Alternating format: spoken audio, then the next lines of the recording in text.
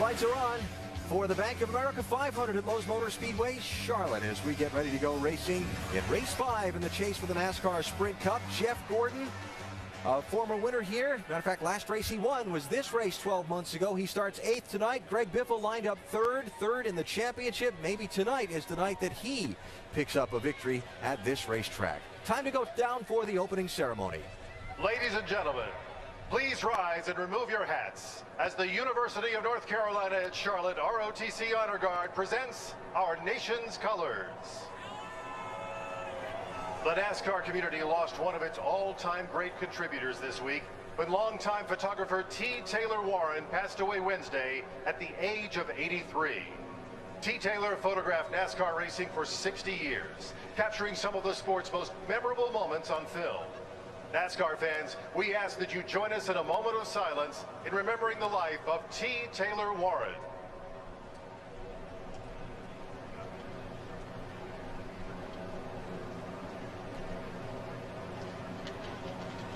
Thank you.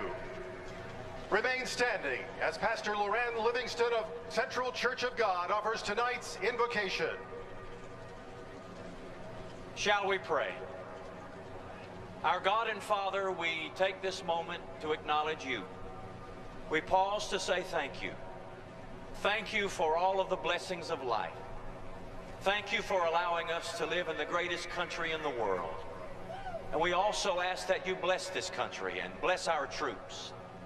We ask that you protect these drivers and bless their families and crew members. And when this is finished tonight, give traveling mercy and grace to the fans who will return home. We thank you most of all for what you did 2,000 years ago on Calvary's cross. It is because of that we're able to acknowledge you as God. And now, in the name of Jesus, your only Son and the Savior of the world, we pray these things. Amen. Jessica Simpson's new release, Do You Know, debuted at #1 on the country charts. Here tonight to sing our national anthem, please welcome country recording artist Jessica Simpson.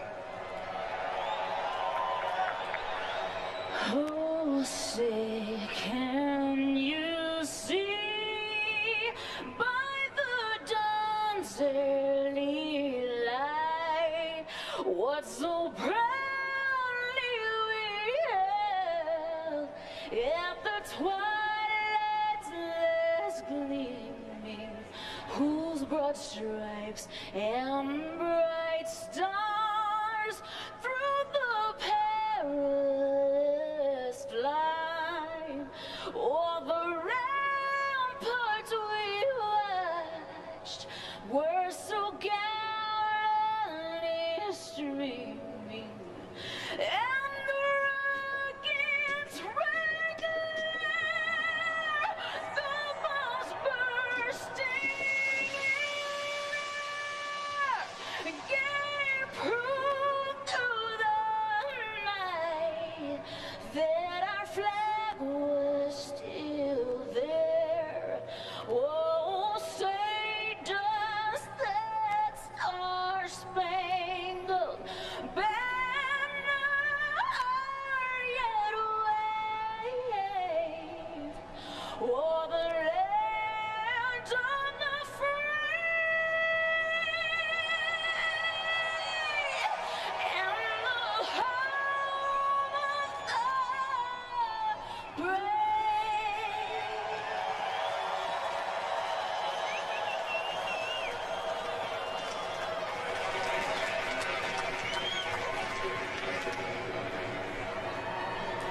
So time for these drivers to buckle in.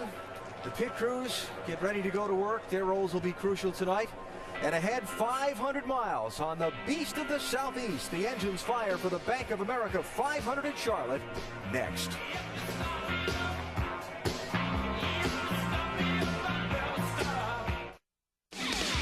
ESPN's coverage of the NASCAR Sprint Cup Series on ABC. Brought to you by Bank of America, the official bank of NASCAR. And Aflac. Ask about it at work. The very first super speedway to install lights for night racing, Lowe's Motor Speedway Charlotte, all lit up tonight for race 5 in the chase for the NASCAR Sprint Cup. It's been a beautiful day here in town, but there's been this weird weather system hanging around that's peppered the speedway with on and off showers the last few days. It's supposed to have moved away, but then the forecast last night said it'd be okay, and we had a rain delay. We'll just have to see how it plays out. Let's go upstairs for the call of race 5 in the chase for the NASCAR Sprint Cup. Here's Dr. Jerry Punch. Doc, go ahead. Thank you very much, Alan. You know, if we compare the records of the top 2 points contenders at the final 6 tracks in this year's chase, one might easily assume that Jimmie Johnson, it's his championship to lose. However, Carl Edwards served notice 2 weeks ago that he would do whatever it takes to win it all.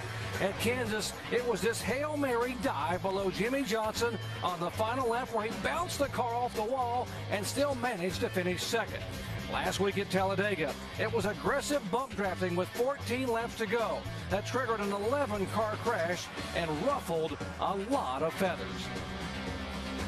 Hello, everyone. I'm Jerry Punch, along with Dale Jarrett and Andy Petrie. We are glad to have you with us. And I guess Carl Edwards has made it very exciting the last couple of weeks, guys. And the big question is, how does he stir the pot here tonight? Well, what he did, that move he made at Kansas on Jimmie Johnson to try to win that race was incredible. I've never seen a move like that as long as I've been racing.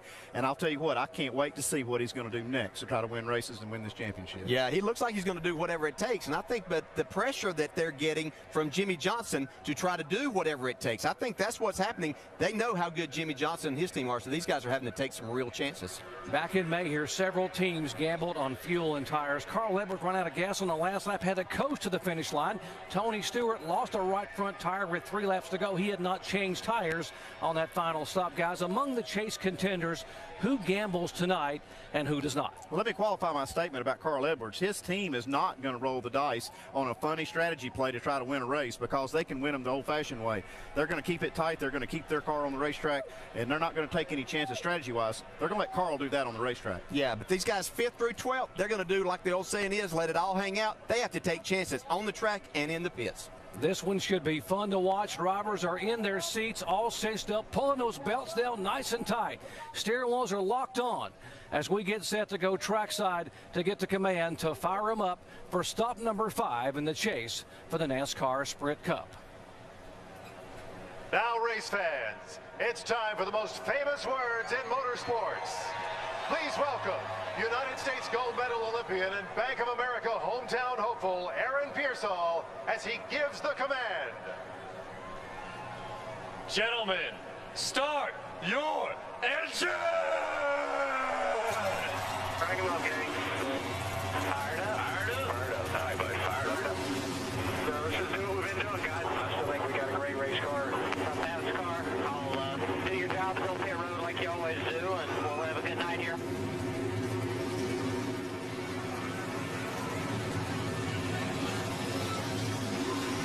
Engines have fired and 43 of NASCAR's finalists are set to hunker down here at the Beast of the Southeast tonight. Our in-race reporter, Casey Kane, celebrates his 175th career Cup start here tonight. Now, if he wins this race, he would become the first driver in Lowe's Motor Speedway history to win the All-Star race in both Sprint Cup events in the same season. We'll ask him how he plans to pull it off when we come back in just a moment.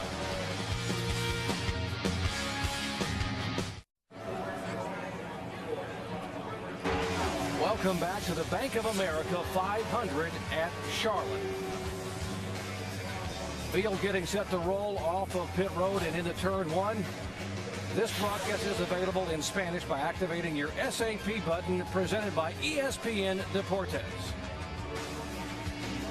For the 8th time in 2008, qualifying was canceled by rain, so the starting grid was determined by point standings, which means that Jimmie Johnson and Carl Edwards will start side by side on the front row. While you watch to see where your favorite driver is starting, let's visit with our in-race reporter, the driver of the Budweiser Dodge, Casey Kane, who starts back in 15th here tonight. Casey, Dale Jarrett, ESPN, you have a copy? Yeah, I got a copy, Dale. Hey, Casey, we saw you running high most of the night last night. Now, you predetermine that before these races start, or do you let the track and your race car and the handling decide that for you?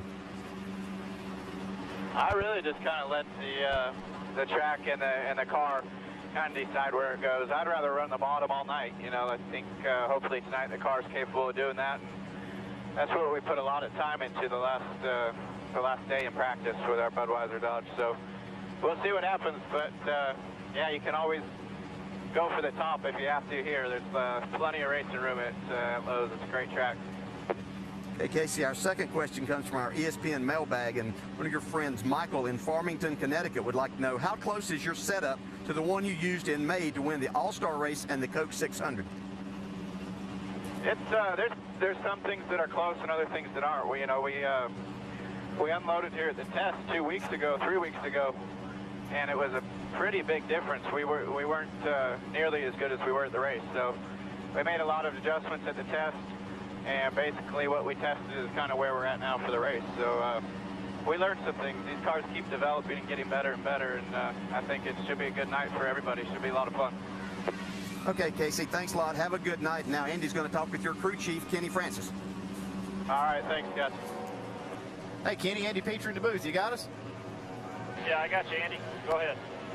Hey, Kenny, with a track and tire combination like we have, it opens up a lot of options. What kind of criteria will you use tonight to decide whether you take 2, 4, or maybe just a gas and go? Well, this track is kind of unique. The tires don't really wear here. They just kind of get hot, and the lefts don't get near as hot as the right. So, the biggest thing you'll probably see is people doing right sides. I think you can run about 100 laps on the lefts and still be plenty safe, and they don't fall off a lot. So, I guess what you use to determine that is kind of how much fuel you have to put in it. If you're putting a full tank of gas in it, you got plenty of time to put 4, and you'll do that because you're not going to gain anything by not. So the biggest thing will be if you've got 20, 25 laps on the tires. You'll probably see a lot of people do two rights there.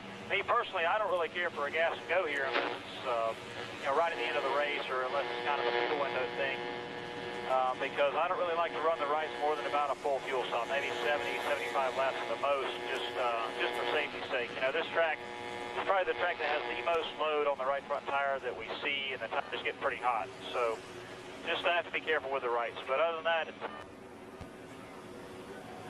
Okay, Kenny, we see the cars a lot of times go tight here. Will it go tight or loose, you think, tonight with the track cooling off? well, I don't know what everyone else thinks, but our car tends to turn a little better as it cools off. So I would say we're going to have to probably tighten ours up a little bit as we go. But you never know here. You just have to kind of wait and see how it comes along, what it brings to you. Okay, Kenny, thanks a lot for talking to us, and you guys have good luck tonight. All right, well, appreciate it, guys. Thanks. Front row, Jimmie Johnson, Carl Edwards. As we said a little bit ago, Carl has made it very exciting. He is set up front. I am going to do everything I can do. Everyone expects Jimmie to win 3 in a row. I'm going to do what I can to make sure that doesn't happen.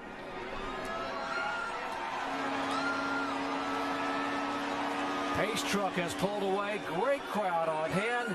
And here comes the field to the green flag at Lowe's Motor Speedway.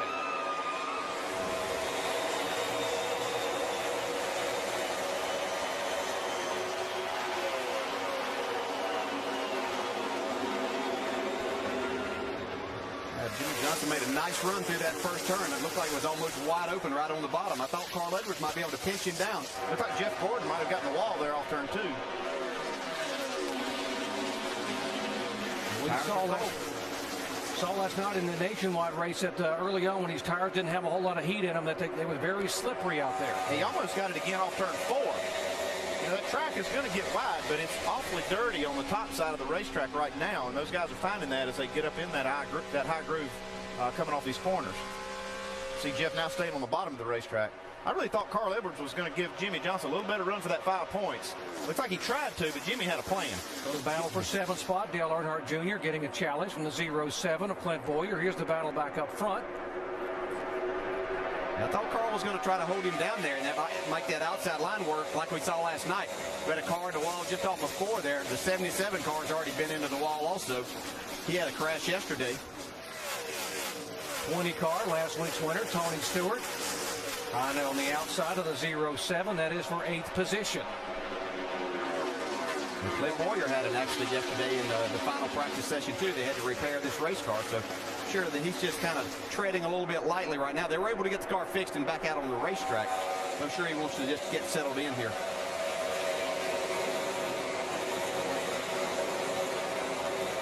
Let's show you again what happened to Jeff Gordon on the very first lap of the race here, just coming off the corner. I think he just found himself a little bit too high exiting. That kind of a lick doesn't seem to affect these cars too much, so I think he'll be okay. Earnhardt Jr. is on board. At your door there, you're pulling them. At your bumper still. Still there at your bumper. Still there. That's a nice save there. He didn't even lose any ground to Clint Boyer on the inside. He actually pulled ahead while he was hitting the wall. That's pretty cool. Now trying to move in on Kevin Harvick for 5th position. That's what I love about this new car. It is so durable. It can take licks like that and just keep running with no problem at all. Yeah, we already see these guys starting to spread out, and you said this racetrack's going to get wide, and it's going to get wide in a hurry. We see Junior on the bottom. It's not wide enough for again. Jeff. It's still not wide enough for Jeff. I don't know. He's really struggling with that high grade. Really good this time. We're in trouble. Now that one was hurt. That'll hurt the car there. And they will have to bring that car down to pit road, and obviously he's still staying on the racetrack, but my goodness, Andy. He's still ahead of Clint Boyer. Got the crush now. I can hear the jaws. He's going to tight. He's going to have some problems with that lick right there, though. That was pretty hard hit, and I would actually be concerned about the tires. The sidewalls getting against the wall so hard there early. Or just do the best you can with a lot of time. He's got a lot of time he's going to have to run these tires. Yeah, he's just up way out of the groove right there. You can hear him say the car's been tight. And that's concrete he hits right there. That safer barrier had ended before he hit it there. It is hard to imagine with that kind of lick there that he did not bend the sheet metal in against the tire and has already had a tire problem. I know this car it always amazes me just how durable it is. I mean, he's still running fairly fast lap times, and I'm telling you, he killed that wall. Tony Stewart moving on the inside of the 29 car of Kevin Harvick. Yeah, this is a guy, Tony Stewart, that everybody was pointing at in the garage area. I talked to a lot of guys, and they said Tony Stewart had a car to beat. Jamie?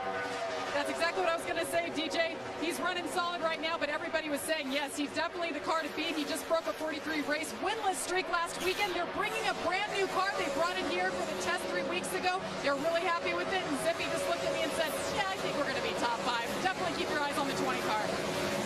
How does that happen when a guy suddenly breaks a winless streak and then goes on a roll where suddenly he's just almost unbeatable? Well, one of the ways that happens, this 20 car has had good performance all year. They just haven't had the luck. They finally got some good breaks and a good break last week at Talladega, and that can just open it up. I mean, they've had the performance to win. They just haven't had the luck. Early laps here. Jimmy Johnson has led all 8 laps thus far. And here comes the 24 car finally down pit road. Dave Burke. And guys, they were going to try to ride it out, but they began detecting that there was too much of a rub on the right front and possibly on the right rear as well. So they are going to pit this 24 car. They are going to pull out the fenders on the front and the rear of the car and change the right side tires. Disappointing start to the night for these guys. They thought they had a good race car, maybe not the fastest, but now they've got a dented up race car immediately in the start of this race.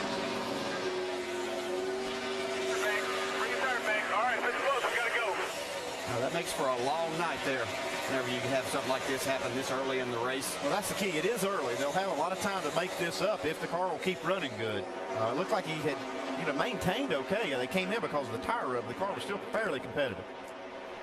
20 car, Tony Stewart moving by the 88, and that is for 5th position. He makes a move. We saw a moment ago. Looked like Carl Edwards was starting to inch in a little bit up front on Mr. Jimmy Johnson. He was tracking him down, but he got within just a few car lengths there, and now it's kind of stabilized.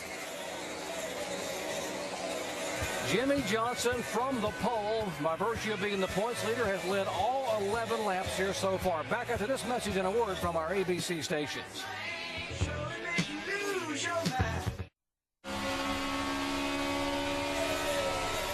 Jimmy Johnson currently leads the Bank of America 500 at Charlotte. We are at lap 17. If you just joined our coverage, Jeff Gordon bumped the wall on lap 1, then again on lap 3, has been on pit road on lap 10 for right side tires. He is the only car not on the lead lap. He's being shown in 43rd position, 1 lap down. There is the 24 car and the damage to the right side. Watching his lap times, he's fairly competitive. He's running speeds that are very close to the leader's lap times, even though he has some new right side tires. So car's not hurt as bad as we would think after hitting the wall that hard. Jimmy Johnson is the guy they're chasing, Jeff Gordon's teammate. Dave. And starting up at the front of this field because of qualifying being rained out is a huge advantage according to driver number 48. But if you talk about the other advantage they've had here at this racetrack, he's a 5-time winner. He said, you know, some of that advantage has gone away from us. The changing of this racetrack, especially the repaving, has brought the other competitors closer to us. But I don't know how much closer, guys. He still looks pretty good here at the Lowe's Motor Speedway. You know, they were talking about maybe losing some of their mojo. They finished 39th here back in May when they had an engine problem, and finished 14th in this race a year ago. So 2 races in a row, they haven't had a top 10. Here's a guy that's the fastest car on the track, has been for about the last 6 or 7 laps. Tony Stewart's literally been 0.2 of a second faster than Jimmy Johnson, who's leading the race. But he's just mowing these guys down. Andy, he's normally not a guy that runs the middle and top side. He usually wants to be on the bottom, but he's making time up there. Well, he's good. You usually see that left front tire below the white line going through the corner, but he's working that high line real well and making some ground. And there he goes to the bottom as we talk about that. This is where you normally see Tony Stewart run well. We mentioned at the top of the show, he thought he had the race won here back in May. Pit strategy did not change tires on that final pit stop with 12 laps to go, and with 3 laps to go, lost the right front tire. Casey King goes by and takes the win. One of the cars we talked about just among us today for maybe being a sleeper, because he's getting better and better each and every week, is that 6 car of David Ragan. He's got a pretty good guy. He's following up through here, too, and he's making some time towards the top 10. He's right behind Mark Martin, who's moved into the 10th spot. David Ragan in the 11th spot now. Car really looks good and solid on the racetrack. Shannon? Well, I spoke with David Ragan's veteran crew chief, Jimmy Fenix, today. He agrees with you guys. He said David Ragan is very close to getting a victory this year, he said. But he said if we don't get a victory this year, he is very confident that they'll get one next year. But one thing he said he had to keep in mind is making the chase next season, he feels will be even more difficult than it was this season. He pointed out the fact that Mark Martin, of course, former driver of that car, will be competing for the chase, and it'll just make it that much stronger of a field.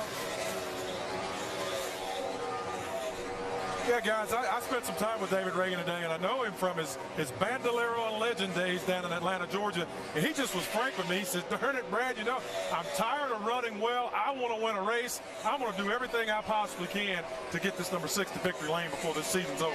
I want to be in victory lane. So keep an eye on that old number 6. I think he's trying to get that hot rod up into victory lane for us. Brad, he came so close last week, finishing 3rd, tying his career best finish at Talladega.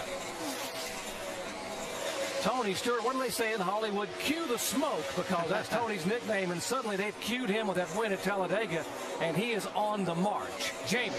He sure is. He just radioed in and said, I'm pretty good everywhere, just a tick-tight late entry. Now, if you watch his lines, he's running the middle right now, and he's able to run high early, and that's what Greg Biffle is asking for. He wants to know where Tony was running when he was behind him, because most cars only one groove about now, so that 20 car guy's already moving around this early. Behind this battle, the 88 car, Dale Earnhardt Jr. He led the most laps here back in May, had a tire issue, ended up still getting a top 5 finish. Probably had the car to beat. Yeah, and he's running just inches from the wall. If we'll watch him, don't prove me wrong, Junior. Stay up there now. He's been watching him. Look, I'm telling you, inches. He runs as close to the wall as anybody that we've seen in a long, long time. Here comes Casey Kane doing just what he said. He wanted to run the bottom of the racetrack. He's making headway to the front, right on that white line. Yeah, I saw him making a few laps a while ago, kind of testing the outside, too. So he's just kind of searching around right now, but he went by Kevin Harvick there, so he's moving back forward into the 12th spot now. Casey has won 3 times in his last 5 starts at this racetrack. Very, very good. 3 times, I should say, in the Cup car. He's also won in the Nationwide car here. 26 laps in, the Bank of America 500. Jimmy Johnson has led all the way. Here's the top 5 in the Bank of America 500, lap 31. Jimmy Johnson, Tony Stewart, who is reeling in Johnson very quickly, Edwards, Earnhardt Jr., and Biffle. But Tony Stewart has just cut this lead in half the last 2 laps. He's coming. He's just flying. He's gone through traffic faster than Jimmy Johnson could. Looked like Jimmy's car might have gotten a little loose. So we see Tony Stewart take the lead. And this is impressive. 32 laps. he's going to be able to work this lap traffic pretty well because he's using that extreme high line, and it doesn't look like the lap car. Down here he goes to the bottom. That's the thing. He's really got a car that can run anywhere. Yeah. And I don't think his traffic is going to give him any problem at all. Yeah, that's what's been impressive. He's been able to pass them wherever they give him room. If they move there, we see Junior coming to the third spot, passing Greg Biffle. He and Tony Stewart are by far the two fastest cars on the racetrack. They're running similar lines, but there's nobody up there where Junior's taking this thing. See Biffle still down on the bottom. Mike, what are they saying in Junior's camp? Well, they're real happy with the race car, and they've been real happy with that race car all weekend long. In fact, you guys talked a little bit about what happened here in May when Dale Jr. led 76 laps. Well, believe me, that's very fresh in his memory. He said earlier this weekend he feels like this track now owes him one, and as a result of where they currently stand in the point standings, Tony Eury Jr. told me this morning, he says he feels like we're out of it, but there's some freedom that comes with it. He thinks they're able to be a little bit more aggressive now and exclusively go for wins, really evaluating that car, the 88, against the competition in the field. He felt like the only car in their class is the 20, and of course we've seen what the 20's been able to do so far tonight. Hard to believe that Dale Earnhardt Jr. has never won a points-paying race at this racetrack where his daddy, Dale Sr., won 5 times. Yeah, we've seen this from Junior too, so let's see how they keep up with the racetrack tonight. You know, they've started out a lot of races really fast and haven't been able to finish it off. One other thing they're going to have to worry about, though, is how high he's running this race car. He runs that line very well. It makes a lot of time, but it's so risky. You get up there and get just a little bit too high, and you start banging the car around. He'll probably tell you if he happens to get into it, it won't be nearly as hard as if he was down at the bottom. Yeah, Denny Hamlin wishes he'd have been up the racetrack a little bit more on Talladega last week. And now he heard you guys. He's going to move down to the bottom of the racetrack, run down the inside for a while. There's the 99 car, Carl Edwards, trying to hold on to that third position. Mike? Well, guys, Carl Edwards continues to make headlines, and it's headlines he does not want to make after the incident in Talladega. Well, he took exception with some of the comments Kevin Harvick had made right on our airwaves a week ago. And, well, that turned into a very heated exchange earlier this weekend.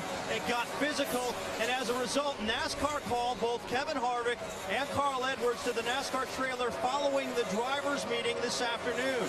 They kind of hashed things out, cleared the air a little bit. I spoke with Carl. He wouldn't elaborate on exactly what was said, but he did tell me at the end of that meeting, both him and Kevin shook hands, and that at least in Carl's mind, it's behind them. As you said last night, Andy, both these guys are pros, and you just can't believe they would consider doing anything on the racetrack at these speeds. No, I think they're going to be fine on the track. It's just off the track. And I think Junior's struggling real big here. I was watching his lap times, and it just fell way off right when he caught Carl Edwards. I don't know what's going on here. You know, Andy, you said last night about 50 laps was all that those guys were able to get out. They started seeing some problems with the right front tire, and we know how much harder this car is on the right side tires. Here we are just under 40 laps, so could they be experiencing something here? Yeah, he could be feeling something he doesn't like, and just going to kind of cool it a little bit. Loose. Rotating way too much all the time. Well, I tell you, one thing I'm concerned about for Dale Earnhardt Jr., guys, if you remember the Coca-Cola 600 this year, he was leading the race running that same line right on top of the racetrack, running loose, and just lost it a little bit and creamed that wall and destroyed his chances to win that race. So he's got me a little nervous right now because he's running that exact same line, guys. And Rusty, good point. You heard Kenny Francis talk about this track being so hard on that right front tire, which is the issue that Earnhardt Jr. had here in May. Just builds so much heat. This racetrack is still fairly new. It's got great asphalt and a lot of grip, and it makes a lot of heat in those tires, especially the right side. Yeah, we'll see him running there. Biffle, Jeff Burton, who's been running that high line also and making a lot of time. His car's been awfully good.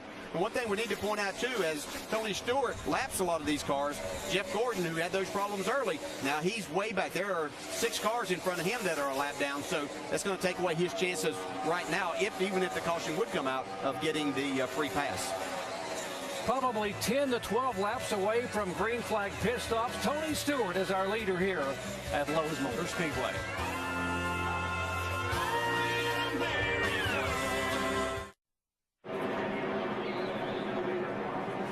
Under caution for the first time tonight, Lowe's Motor Speedway. Hard impact in the turn 4 wall by the 78 car of Joe Nemechek. That's what you'll see coming up on your screen here. Right front tire goes down, Joe, into the wall in the 4th corner there. It's pretty hard. At the same time, the 77 car got in the wall also. He had a right front go down. See from Carl Edwards. Right here, there. stay low, stay low. Green is still out, keep coming. Now the yellow's out, now the yellow's out. And the leader is coming down pit road for the first time tonight. Jamie. Tony Stewart saying he's just tight center and off now. They're just going to take some air out of that left rear. 4 tires that are going to stop him short because the 55 of Michael Waltrip is coming in. Mike? Carl Edwards saying he's tight center. They're going to make an air pressure adjustment. A half-pound out of the right rear, a half-pound in the left rear, trying to free him up in the center. 4 tire change at Sunoco Race Fuel on the 99, Dave. Same condition for the 48 car, tight in the middle of the corner, lost the lead to the 20 earlier. There'll be a chassis and air pressure adjustment for Johnson. His crew gets him down and away off of pit road, guys. There is the race off of pit road. Jimmie Johnson had the best pit position, and by virtue of having that stall, able to gain a spot. Carl Edwards up. Tony Stewart back in the middle of pit road, lost 3 positions. You see Kyle Busch +1. Watch how close it was. Watch Jimmy just get there. There comes the 99. And they're loving that. They got their guy out of the pits and back up front. Aerial coverage here at Lowe's Motor Speedway brought to you by our good friends at Goodyear. Get there on Silent Armor technology with the strength of Kevlar for toughness and a comfortable ride. Tony Stewart lost 3 spots on that exchange in the pits a moment ago. Let's show you what happened here in the pits. You need to watch his right front tire changer. The tire changer's job is to hit these lug nuts precisely, and you see here he's hitting 2 or 3 times on some of these, and takes a while to get this tire off. And he gets behind, and it just costs him enough time. A few seconds is all it takes with these guys on pit road, and you'll lose some spots.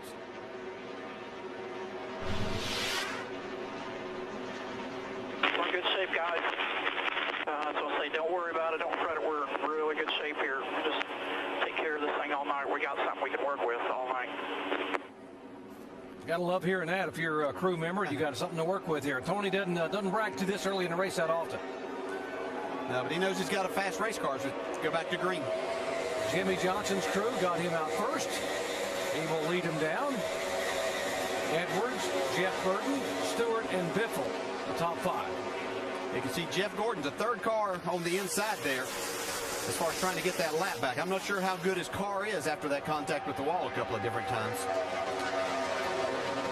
Tony Raines and Dave Blaney in front of him are both lap cars. He's going to have to get around both those cars to be the first car to get the free pass if the caution were to come back out to 70 and 22. Carl Edwards is going to push hard right here to try to get by Jimmie Johnson before Tony Stewart gets there, so he can try to get these 5 bonus points for leading the race. See Stewart take that 3rd spot away from Jeff Burton. As you said, Carl Edwards really wants those 5 bonus points. Oh yeah, here we go. Already heating up. We're 50 laps into these 334, and these guys 3 wide. David Reagan down the bottom. And race reporter Casey Kane right there will be right along out of turn 4.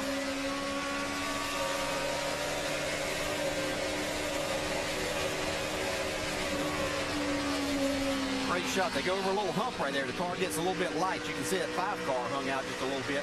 Jamie Murray right there in front of Casey Kane. Joe Nemechek, by the way, hit the wall just a moment ago, has taken that car number 78 to the garage area. He is the first car actually off the racetrack. Still 42 running. He's still heating up here. Carl gets close to him, but it's like when he gets to his bumper, he loses a little bit of aero on the front end. Mike? Yeah, Carl Edwards just radioed in a lot of anxiety in his voice to Bob Osborne saying, hey, guys, we've got a vibration. Osborne's response was, hey, just hang on for now and see if it gets worse, but something to pay attention to. Hate hearing that right after pit stops. Right now, here it comes. Yeah, he's got a loose wheel. He's coming now. 4100. It's a good move right here. Just go ahead and get this car on pit road and don't take a chance early. A lot of time left. Yeah, he had to get really slowed down. He had a lot of speed because he came way around there. No, a lot of cars were on the bottom there. Hopefully he didn't speed in that first segment. 45 miles an hour. They give you a 5 mile an hour buffer through these segments. By the way, stop on the sign. Don't slide it, bud. And Edwards on pit road now. They look at the right side. They'll go to work there. Just a 2-tire change. They have isolated the problem to the right side of that race car, hoping to correct that vibration. Crashed. 00 A.J. Allmendinger, who had led a moment ago during the caution flag. His first and only start in this car, and he has tagged the wall very, very hard. Jeff Gordon had got by those two cars, Tony Raines and Dave Blaney, so he is going to be the free pass here. The only kicker is Carl Edwards. Carl was coming off of pit road at the exact same time. Yeah, I'm not sure that he down. I believe he stayed on the lead lap there. Boy, AJ has knocked that wall down right here now. Hard hit. AJ was career best finish last week. Got a great run a couple weeks ago. Yeah, big deal. Driving the Red Bull Toyota, was replacing that ride, put in the 00 for this week. Oh yeah, that's going to get it. They were about 3 wide there. You could see that he kind of got squeezed out of the middle into the wall hard head first and then back into the wall. Anytime that you see a race car take a right-hand turn, it's not good. I mean, even if you get spun from the left rear or something, it's going to hit hard, but look here, these right-hand turns. You can see he gets into the 01 of Regan Smith, and he had the 45 on the inside, so he didn't have really anywhere to go.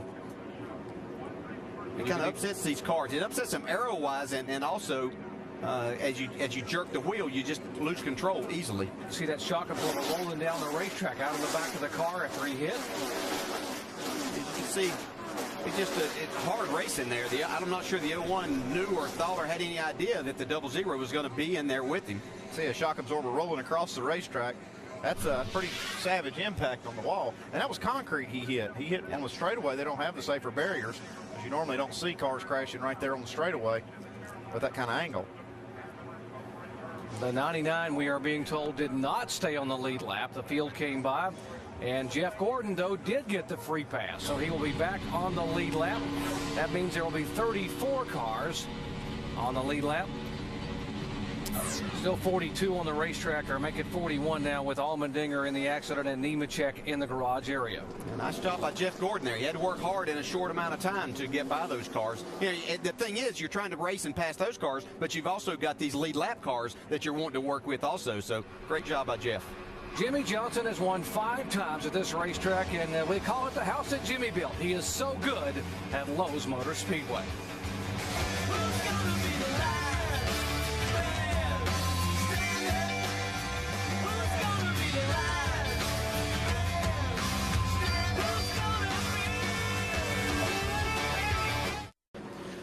Completing lap 58, Jimmie Johnson will lead him down. We have 34 cars on the lead lap. Jeff Gordon, the final car on the lead lap. Here comes Jimmy, Tony Stewart, Greg Biffle, and Jeff Burton. As you watch these cars, you see Carl Edwards has got 5 cars in between him and being that car for the free pass. You can see him down the bottom there. So he's going to have his work cut out for him in trying to get in that position that Jeff Gordon got himself in position before that last caution. Going to race hard. That's a good race car, and we have a long race. We're only 60 laps into this 334-lap race. There's plenty of time to make it all happen.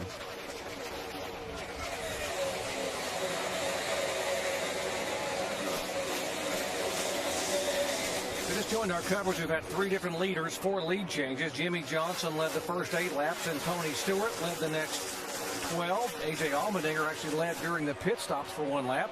And Jimmie Johnson back the leader now. They're 3 wide on the straightaway here. Right there's the risk that's involved here. He's going to have to race these lap cars. They're not going to give him anything. He's going to have to race them for these spots. 43 car Bobby Labonte and the folks from General Mills and Cheerios painting this car pink for a very special cause. Yeah, it's breast cancer awareness month, and Bobby Labonte, his team, Kyle Busch and his team, and Elliott Sadler and his team all have some pink on their cars. Bobby Labonte is mostly pink this week, and you know, we've supported the Susan G. Komen Breast Cancer Foundation for many years, and all of these guys are in the act, and these race teams and sponsors. Great effort on their part. Dave? And working this weekend with crew chief Jeff Mendering, they've been battling between a car that's good in but tight in the center, or a car that's really loose in and good in the center. Early on in the run here, they've gone the faster route, loose in and tight in the center, but they had to take a little bit of that back out just to give the driver a little more comfort. 43 car being shown back in 14th position. Pretty good group here. The 88 car, Dale Earnhardt Jr. up in 6th. Bowyer back in 7th.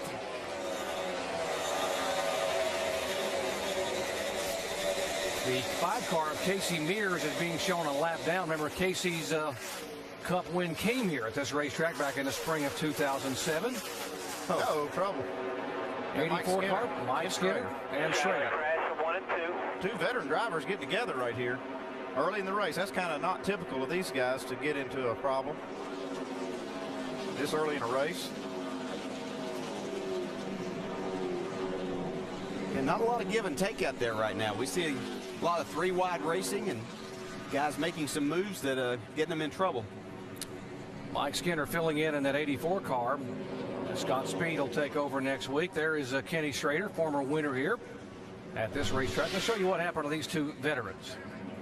Speaking of three wide, here they are again. Uh-oh, somebody sticking in. There's the problem. Michael Waltrip got into the grass. Then Kenny didn't give him quite enough room right here. That'll move. That costs a little give and take getting down in turn one. Does that, and these guys are racing awfully hard early in this race. It surprises me that these veterans are doing this. I mean, Kenny Schrader knows better than to jump out on the outside of these guys early in the race. I think right here, Kenny might even be a little bit upset with Mike Skinner not knowing why he got forced up into it. Yeah, I'm not sure that he saw all of what took place to get Mike to that point. Now from Michael Waltrip's on board. Michael getting a run here.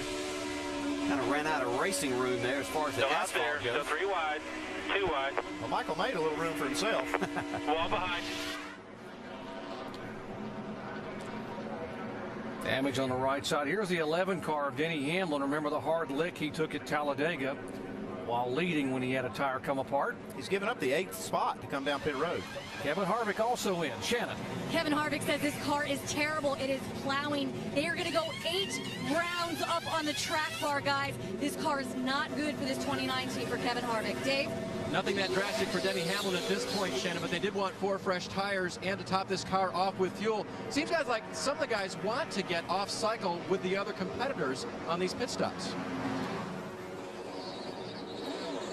The only problem, this is a decent strategy, but the only problem with it is you get behind a lot of cars and you can put yourself in a bad spot.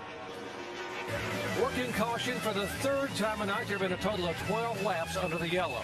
Back with more from Lowe's Motor Speedway in just a moment. Hey, can I ask one more time? There's no way you can. How can I say you lose it after the yellow? It's a joke. This is unbelievable. They said we didn't beat the 48 to the end of pit road when the caution came out. Now Carl's still trying to figure out, along with his crew chief Bob Osborne, how they wound up a lap down. Just to re-explain the rule, there are 2 lines on pit road that when you're on pit road, Carl's fumbling with a lot of switches there. Can't get that car to crank. It won't fire. See how power? The restart deal.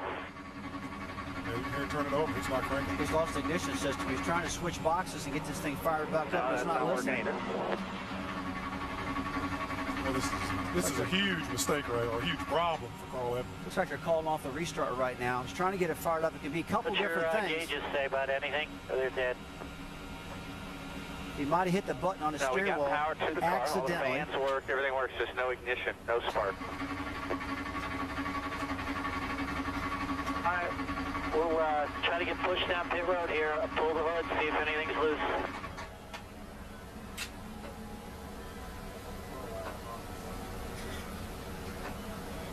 Here comes a tow truck. They're going to give you a shove here. He's about 100 yards back. Guys, we're going to open the hood up, see if any wires are off. Somebody needs to go, Jason. Need to go in the side of the car, make sure all the stuff's connected to the coil and boxes and all that.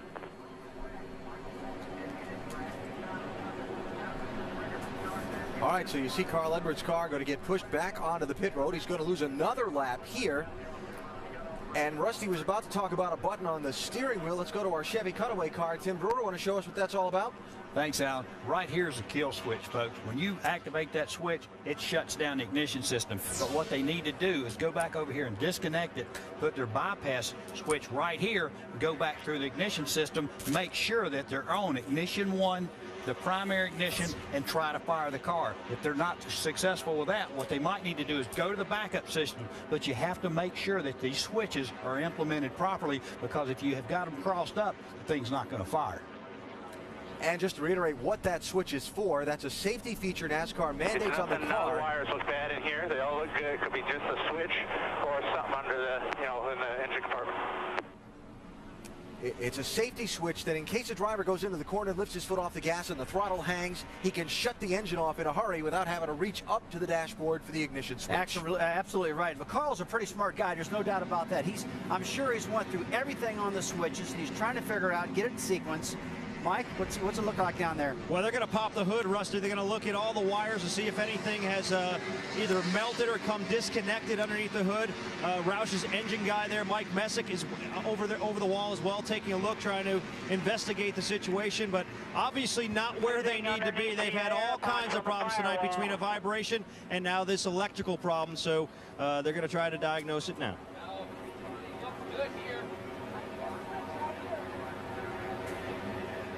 Probably the damn switch right here.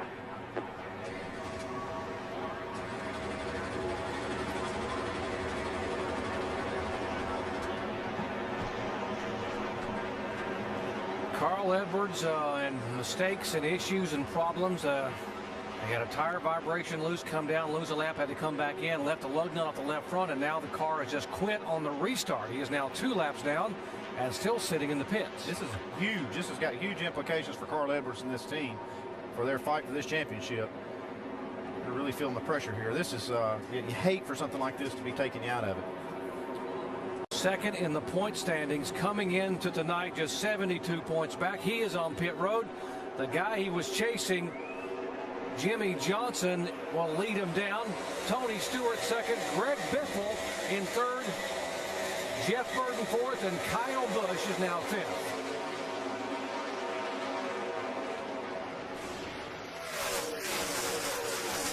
Greg Biffle will now move in the second position in the point standings, 107 points back. Burton is third, the 0-7 of Bowyer up to fourth. And a huge lick for Carl Edwards here, still sitting on pit road. See Tony Stewart's cleared the lap car of Casey Mears. Has his sights set on Jimmie Johnson now. Never been able to run many laps in a row here since we went with that first caution. Had a couple of incidents since that time. 5-car Casey Mears is the first car a lap down. He's going to try to hang there so he can get the free pass if he were to get another caution flag, or maybe even drive this car back by the 2 leaders in front of him. Casey's car looks pretty good. You see him hanging right with Jimmie Johnson and Tony Stewart right now. I don't know how he lost a lap. As fast as his car is right now, he's hanging right with these guys. Ken Schrader, the 96 car, has been taken now back to the garage area, involved in an impact a moment ago with Mike Skinner, which brought out the 3rd yellow of the night. Side-by-side action there. Lap car, it's Tony Raines on the inside. The 6 of David Reagan in the middle, and the 9 of Casey Kane looking back from Casey. Mark Martin's now in the top 10.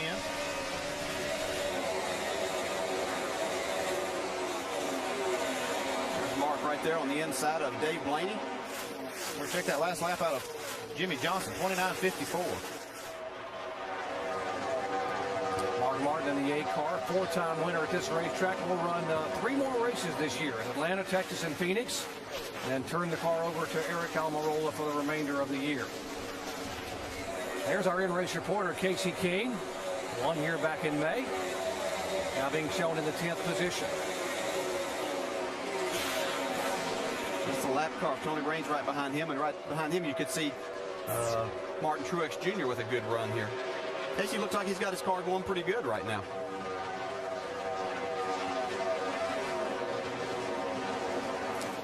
Check it on Casey Kane. Shannon.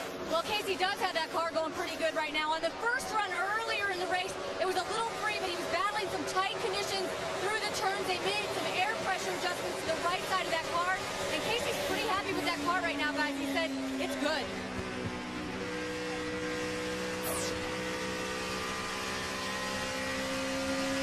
'76 of 334 laps.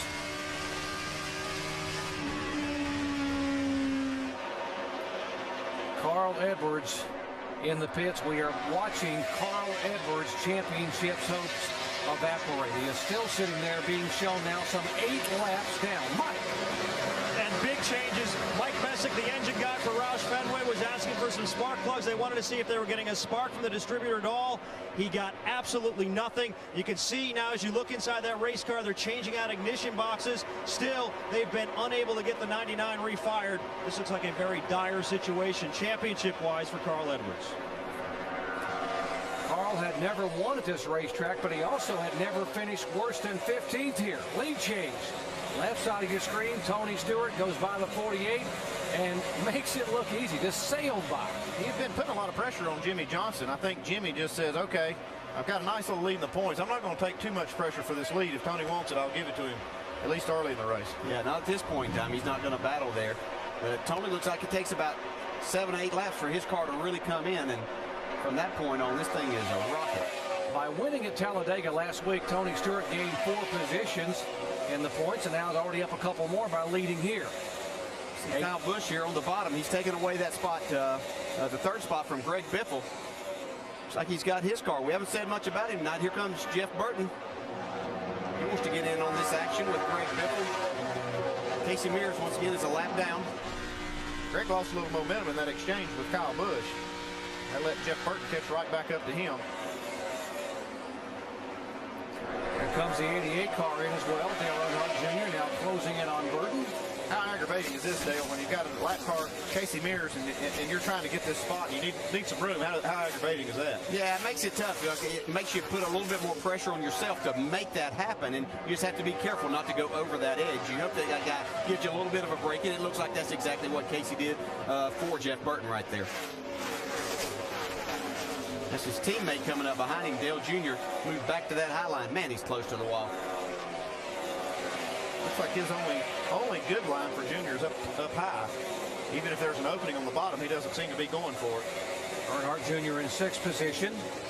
Behind him, you see the 07 starting to move in a little bit. Clint Boyer in 7th spot. The black car. There's a 07, and Mark Martin right behind him in 8th position.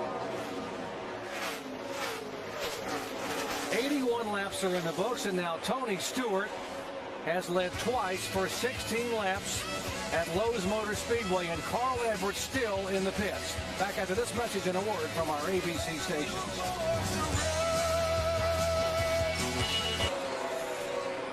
Working lap 87 of the Bank of America 500 at Charlotte. Tony Stewart has now pulled away to a 3.2 second lead over that car. Jimmy Johnson, Kyle Busch is 3rd, Greg Biffle, and Jeff Burton rounding out the top 5.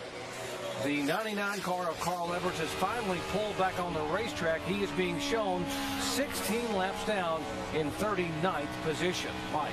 And Doc, you can imagine the disappointment down here. Jack Roush with me right now. What have you been able to determine was the problem? Well, we're not quite sure what the problem was. As they started working on it, it either could have been the ignition interrupter system, which shuts off the ignition, or something in the instrument panel and or the ignition boxes. They pretty much figured out that, determined it was not the interrupter system, but they wound up changing both ignition boxes and the wiring harness that controls it, and then magically it had ignition again. But it had no ignition on either box, and the initial diagnosis was that everything was dead. But they made a massive change of the modular electrical unit, and now it works. So we'll see what happens. Obviously, this is the last thing you wanted to see happen under these circumstances, being in the chase. Can you give me some perspective? What's this like with 6 races remaining, with a possible title on the line? Well, I'm sorry, Mike, I can't understand what you said, but it was obviously bad for our prospects for the championship. You know, we need, you can't afford 2 mulligans in a row like this, and we'll just have to see what happens. I certainly don't wish anybody else bad luck, but we're going to have some bad luck spread around before we can get back into it with the 99. Disappointed team, Doc. Here are the point standings as of right now. The 48 car Jimmy Johnson talking about the chase standings now. Biffle would be in 2nd position now. You see that Carl Edwards would have gone back to 6th spot. He lost 4 spots. He is some 206 points back in the chase point standings with now 5 races to go, but still a long way to go tonight. He's being shown 16 laps down in 39th position. When Tony Stewart's gone, look at these lap intervals. He's up to 4.5 seconds in the lead right now over Jimmy Johnson. The only two cars that are running close to the lap times are Kyle Busch in third and Greg Biffle in fourth, and they're generally at least a tenth of a second off per lap from what Tony is running. You can see the 48 of Jimmy Johnson in second. That's Kyle Busch right there in third. Traffic's not a factor. You can see those guys running by themselves. Kyle Busch dominated the NASCAR Nationwide Series race here last night. Led 4 times for 137 laps, including the final 31. More on Kyle with Dave. Doc, he's picked up 2 spots since that restart, and that's really good news for these guys. Crew Chief Steve Addington told me this morning that the problem with this car this weekend has been overall speed, especially at the get-go. He said after the first 12 laps, we're fine, but it's those first 12 that have really been giving us a problem. They've adjusted on this race car, and the fact that he passed Greg Biffle and Jeff Burton after the restart is a good sign. It's a good sign. That's something that's a little bit different with this race team. We're so used to seeing them be so fast on the start, and now they're having to adjust a little bit to get their car faster on fresh tires. Yeah, he's usually a rocket ship no matter what tires he's got on. Yeah. He's pretty fast. He's only about a tenth of a second off his teammate Tony Stewart right now. Here's the rocket ship, though, Tony Stewart. Jamie? You got that right. He's in one good mood, too, Doc. He said the balance is okay on the bottom. He's just a little loose in the middle. But I have a question for you, Andy and DJ. I talked to Greg Zipadelli, his crew chief, today, and he said we decided to bring a brand new car to this racetrack. We didn't even bring a backup because we wanted to put all of our eggs in this one basket and get this car right. So far, they've gotten it right. But what do you think about taking a gamble like that in the chase, guys? I love new cars. I would rather bring a new car to the racetrack every week if I could. You put everything you learned into new cars, and there's nothing like new parts. These guys put these cars together so well, and they're very professional. I don't worry about bringing a new car to the track at all. What does it say about Joe Gibbs Racing and the fact that this guy's only going to be with them 5 more races, and they build a brand new car for Tony Stewart to be able to maybe be competitive and have a shot here in these final races down the wire? Yeah, just the competitive race team they are. They're going to keep battling the entire time, and they're going to give Tony Stewart whatever it can take to win. Give a call to Jeff Gordon in this 24 car. You talk about comebacks. We're just 96 laps in, but folks, if you just joined our coverage, he busted the wall on lap 1, again on lap 3, made a pit stop on lap 10 because of the damage on the right side for tires, got a lap down, got back on the lead lap, and has now driven this car all the way back to 17th position. This is the very first one when he comes off turn 2 just a little bit too high and bounces into the concrete. Didn't hit it very hard there, but this one right here is a pretty big lick. Yeah, that sent him to the pits. Had to change tires. Got him back out a lap down. He was actually back in 43rd spot. Dave? And DJ, he's picked up 6 positions since that restart. So they've gotten this car a little bit better. Remember, they put that spring rubber into the right rear to help the car turn a little bit better. And this is a race car that they really trust. They've run it a bunch of times this year and have been very successful with it. Still looking for that first win of 08, though. Well, it didn't look like the prospects of that were going to happen at all early in this race, but not saying that they've got a race car they can win, but they have given themselves at least a chance back on the lead lap and moving forward. Trouble here. Car in the wall. It is Dale Earnhardt Jr. has hit it a ton. Unbelievable. Pitting in 1 lap. Another right front tire down. They said they were pitting in 1 more lap. 4th caution flag tonight, and that's exactly what happened here in the spring, although it wasn't nearly that severe. He cut the tire, kept it out of the wall. Now he is hit heavily damaged there on the right side. It looks like we're going to be into a window. We're right along with Dale Jr. here. Man, but it's probably about at the 60% mark of the corner. Right about. Full of tires. Stay high there. Stay high there. Got a lot of cars coming here still. Stay high. Stay high there. I'll get you down as soon as I get her hold here. Unbelievable. Pitting in 1 lap. So now 2 chase contenders. 2 of the heavy hitters here that have had good runs at this track over the years, having trouble here in the first 103 laps. And Junior was talking to his crew, giving them a play-by-play of what was happening with his race car through the corner until he blew that tire. Yeah, they could actually hear the tire blow because he had his mic keyed. trying to tell him what the car was doing.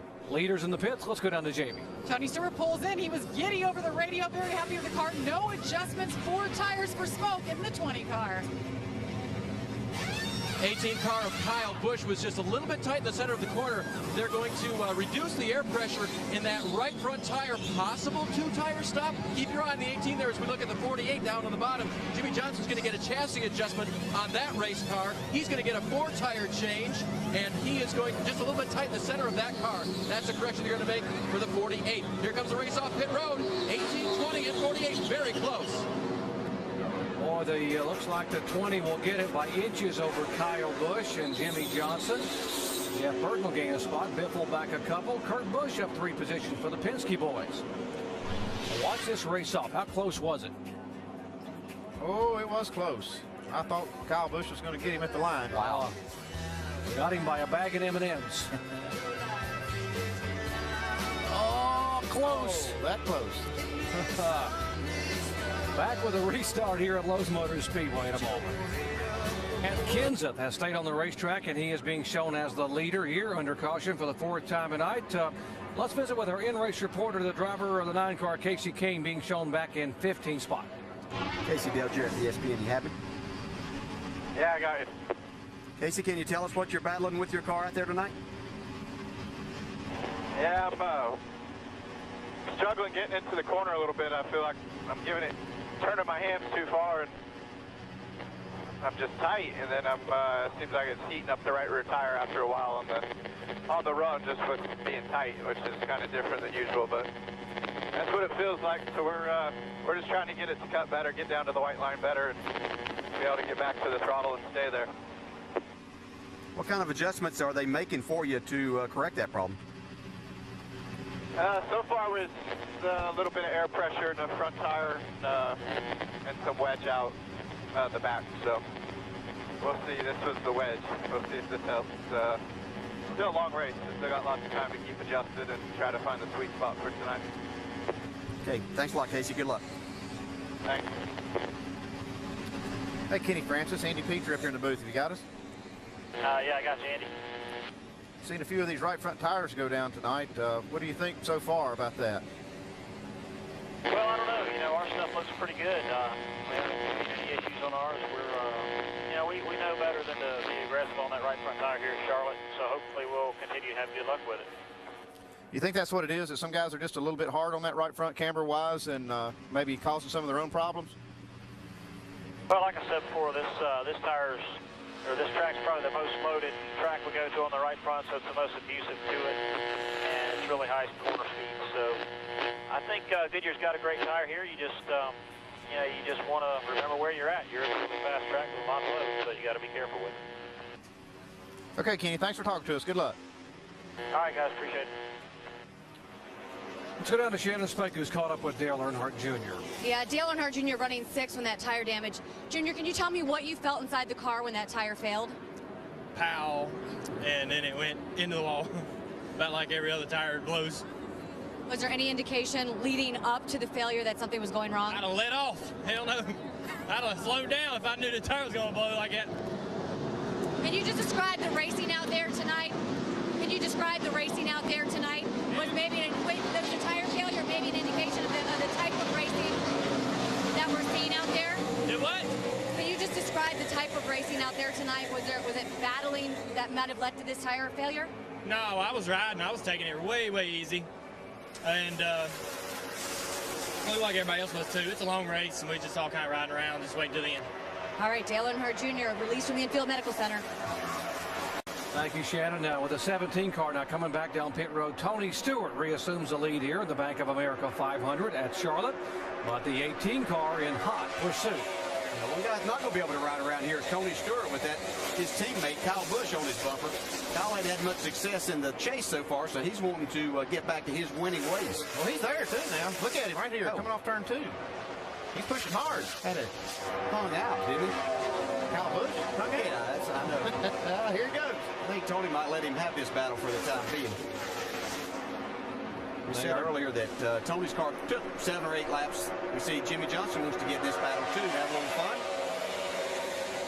And I want to get this little Chevy up there and play with those Toyotas. I'll tell you has impressed me is Clint Boyer. He didn't have a practice, or his practice session went so bad yesterday.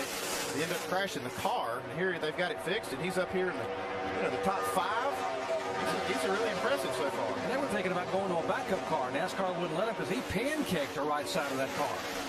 And I hand it to Gil Martin and his whole crew for putting this car out here this competitive today. Yeah, nice job. Couple of cars working their way up. Jeff Gordon and Casey Kane, they are 15th and 14th. Tony Stewart having a little problem off turn 2 now. Gets passed by Jimmy Johnson all of a sudden. 20 car just went straight up the racetrack. If he's got a problem or if he just let Jimmy go, but he went up the racetrack pretty fast and gave a spot to Jimmy. Tony has lost the lead and second spot in that much distance in a lap and a half to Kyle Busch. I think Tony knows he's got a good car. If he has anything right there that's not feeling exactly right to him, then he's not going to press the issue right now. See him wiggle it coming up off the corner like he turned the steering wheel. He's got something he doesn't feel good about. He's trying to feel it out and just see if it's just something that really is a problem or if it's just a funny feel. We saw last night. Jamie McMurray came down pit road, thought he had a flat tire, and the tire really wasn't flat. So Tony wanted to make sure there's nothing wrong before he comes down pit road. Yeah, you can get just a set of tires that there's nothing wrong with them. They just don't match up as well as what you would like, and when you put them on the car, you think everything's there. All the codes and everything tell you that they're just like what you've had on, but it may not feel that way on the car. He's monitoring his radio. He's not said a word about it yet. They're probably a lot more concerned than he is right now, actually.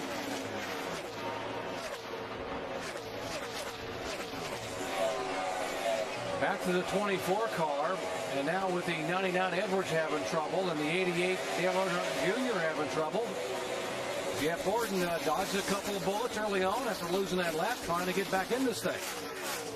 You can see here they are, he and Casey Kane battling with David Rudeman. You can see David's been into the wall earlier in the race. They came down pit road a couple times and worked on it, but he's got himself up there battling. He's in 14th. Right there, Jeff Gordon taking that spot away from him. This is pretty impressive. Jeff Gordon able to drive around with this car as hard as he hit the wall in those first 3 laps 2 different times. Don't give up in Jeff Gordon right here. He's still going for it. Going for another spot. And we asked Jeff Gordon about that, about not in the top 3, but you know what? Anything's possible here. He's been there before. This hasn't been our best year. We're not one of those top 3 guys. We're not Carl, Jimmy, and Biffle at this point. If competing with those guys is what it's going to take, then we got a lot of work to do. But we did show some signs of that last week at Kansas, and so anything's possible. A 35-race winless streak. He has not won a race since this race a year ago. But as he said there, they started to come on the last 4 or 5 races. Tony's got a problem here. He's getting passed again. More on Tony Stewart. Jamie? Well, he just came over the radio and said, I'm just loose, guys, loose. Greg Zipadelli said, we didn't change anything, man, so we need to just keep an eye on it. Tony Stewart continuing to slip back and lose some positions. Yeah, I talked to a few guys after practice yesterday, and they were saying that there's a little bit of inconsistency with the tires. You can have, get your car set up on one set and you change sets of tires and not change anything about your car, and it'd be totally different, whether it was loose or if the car really got to where it wouldn't turn in the center of the corner. So I think that's what Tony is experiencing right now. You heard Rick Zipadelli say that they did not make any changes on this car that was just dominating before this. That's so frustrating for a crew chief. They have a dominant car. They've led all these laps. They had a 6-second lead before the caution came out. Put a set of tires on it, and now he can't stay hardly in the top 5. He's struggling just to stay there. He's 7th right now. Yeah. Pretty good car in front of him, Brian Vickers in the 83. And you were talking about how you thought this guy could be one of the big-time sleepers tonight. He's always a sleeper at this track. He can sneak up on you. He's very good at this track. Running the high line right now, which is where he really likes to run here. Yeah, he led 61 laps of the race back here in May. I wouldn't be surprised if Brian Vickers is kind of taking it easy here right now. We've seen him in the last few races here at Charlotte really jump out here and be a factor early and lead laps, but always having some problems in. So he might be kind of letting this race come to him and not get too excited. You see him pull right up on the bumper of David Reagan, who's our 5th place car right now.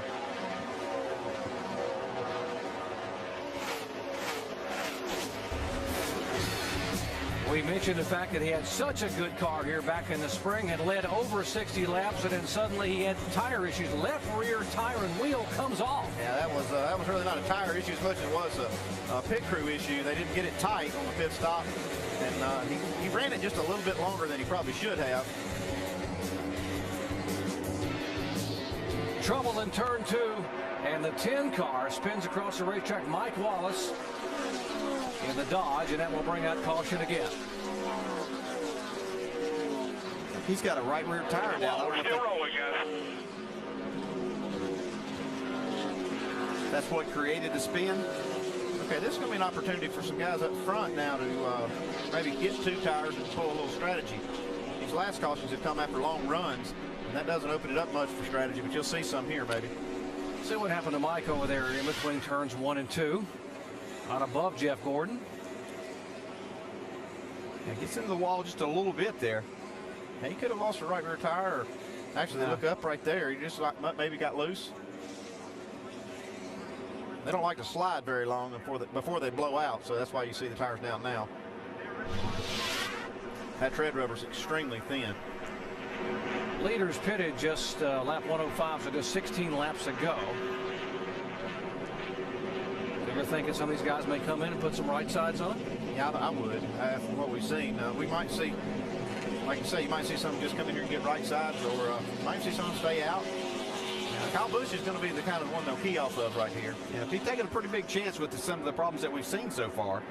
Whether they have an issue or not, I don't think you take that chance at this point in time of the race. You see everybody coming onto pit road right now. Yeah, Kyle Busch, the Pied Piper, they're all going to follow him down.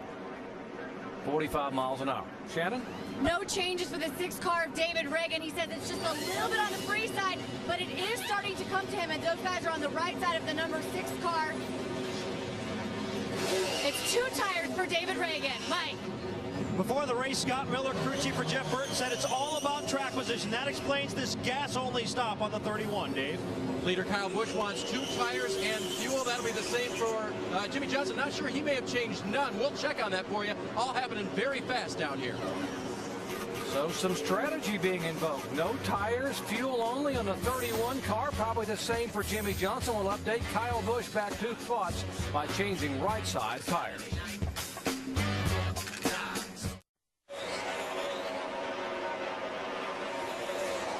We're 155 laps complete here at Lowe's Motor Speedway. The 83 car of Brian Vickers is our leader. That's how long it's been since his last win. By the way, his very first NASCAR Sprint Cup start came exactly 5 years ago today. October 11th, 2003, here at Lowe's Motor Speedway. Here's tonight's Aflac trivia question. How many NASCAR Sprint Cup Series champions actually got their first win right here at Charlotte? Now, this has been the home track for many, many teams over the years, and they've been racing here since 1960. Answer, there are the names. David Pearson in 1961, Jeff Gordon in 1993, Bobby Labonte in 94, and Matt Kenseth won here in 2000. So, 4 of them. That means if you win here, you're pretty good. Bodes pretty well for your future. Sure does. David Pearson didn't do a bad job on the Silver Fox. Battle for third shaping up here, guys. The 18 car and the 6 of David Ragan. It's an impressive run tonight for David Ragan. We talked about him before the show started and was wondering if this was going to be a night that he might contend for a win. And if it wasn't for Brian Vickers out there running away from this thing, he might be. But he has run down Kyle Busch. He's going to try to take that 3rd spot away from him. What's been amazing is it's not been the same car, but this lead keeps getting stretched out. I mean, it's almost 6 seconds now with Brian Vickers out front. Saw Tony Stewart do that earlier. David Rudiman taking that spot away from Kurt Busch for that 10th spot. Nice run for David Rudiman in this UPS Toyota. As we said, he scraped the wall earlier. He had to make a couple of pit stops under caution to work on the right side and the right rear corner in particular of that car. But it's like he's handling pretty well right now as David's driven back into the top 10. Nice little bounce back for David. All the way away a moment ago, by the way, the 42 car came on the pit road and made a pit stop. Juan Pablo Montoya, so he is out of sequence now with some of the other drivers like Jimmy Johnson, Brian Vickers, and the others up front. Had a vibration, that's what he called in, and came in and changed tires. Now this 12 car, Ryan Newman, who's still out there in the 7th spot, and he's going to have to be coming in before too long because he didn't pit at all on that last caution. You heard the old saying that winning begets winning. Well, we asked Jimmy Johnson about the fact that he's won championships over the year and how that helps him in terms of what he needs to do to be able to win more. The experience of going through the chase, understanding the pressures, understanding what my mind does to me and the games it tries to play, the team knows. We've been here before, and that helps. That doesn't guarantee us a championship. I mean, we had to win our first at some point. So it doesn't guarantee us anything, but I think it does give us an advantage. It does make a difference having all the experience and know how to handle the chase. Here's Ryan Newman on pit road. He's out of sequence. Remember, he stayed on the racetrack to lead those laps and held on pretty well with everyone else having fresher tires. About 18 laps on his fuel load when those guys came down pit road, so that's why he's in a little bit early. These other cars can go about 15 more laps. If we don't have a caution, this won't hurt him at all. It will be a good sequence for him. Actually, a nice move. That's a big if, because we've seen the caution come after these long runs. And he almost got one a moment ago from his Penske teammate, Sam Hornish, who was up across the racetrack and did a great job to keep it out of the wall. Here's a 16 car of Biffle in 4th position. David Reagan, his teammate, back in 5th. And Biffle, remember, is in 2nd place in the points, just 97 points back. There's a difference between him and Jimmy Johnson. Jeff Burton back in 3rd spot. Again, Carl Edwards now has dropped back to 5th in the point standings, and he is actually on the racetrack running in 38th position, 16 laps back. And again, by the way, Dale Earnhardt Jr.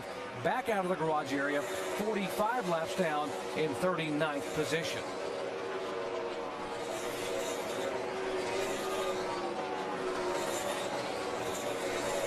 There's the 48 car, about 7.5 seconds back of the leader. Dave. And Doc, we heard the comments of the driver about championship experience. Crew Chief Chad Knaus told me today, as far as how they play this game, sometimes they don't play it the most exciting way. Last week they had the option at the end of the race of not necessarily racing really hard because of the problems that the 60 to 99 had. They chose to play a little more conservative. Here, just think about Brian Vickers going by. They don't have to race Vickers. They'd like to win, but they're racing the guys behind them. The 99 is at trouble. The 16 is coming. The reason they want to get this car a lot better is to stay ahead of those guys. Yeah, Dave, and last week we had 7 drivers in the chase involved that were going to finish 20th or worse at Talladega. Yet Jimmy said, I just want to survive and get these final laps in.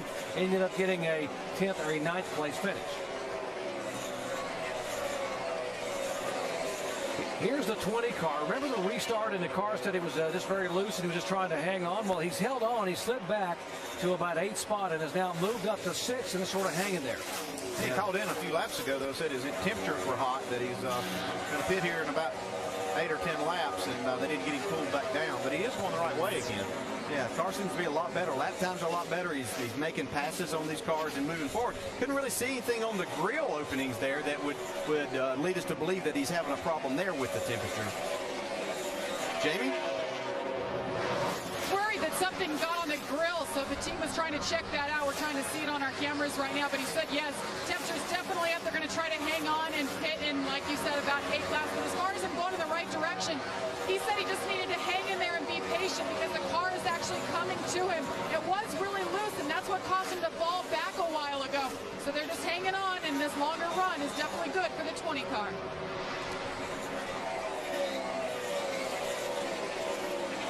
It looks clean. There might have been something on the very bottom. You could kind of maybe see just a little piece right at the very bottom of it. And if that is, that could have created loose problems. And obviously the situation of running hot as we've reached the halfway point of the race right now.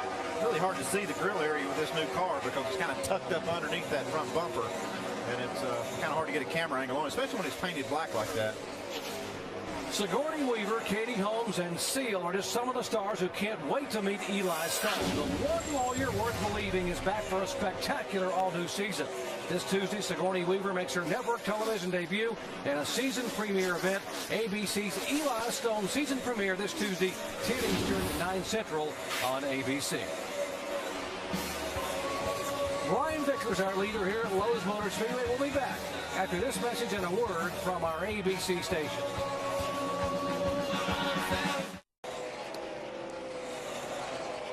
Jeff trying to get this thing down to 45 miles an hour.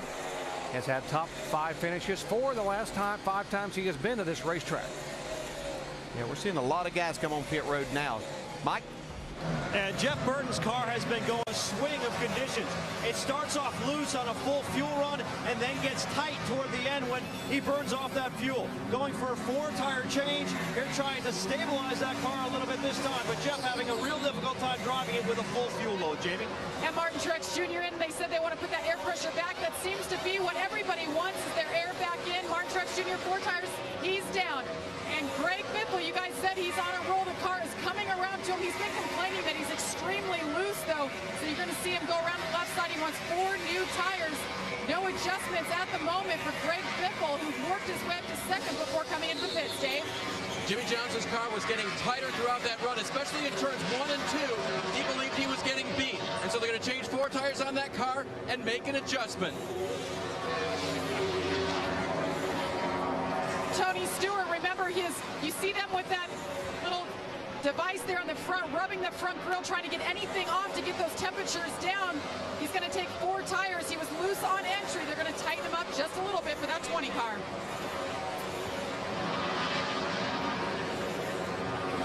A tight race car for the 18 of Kyle Busch. They'll make an adjustment for him. He said it was about an 8 tight in the center, a 6 tight off the corner for a guy that loves a loose race car.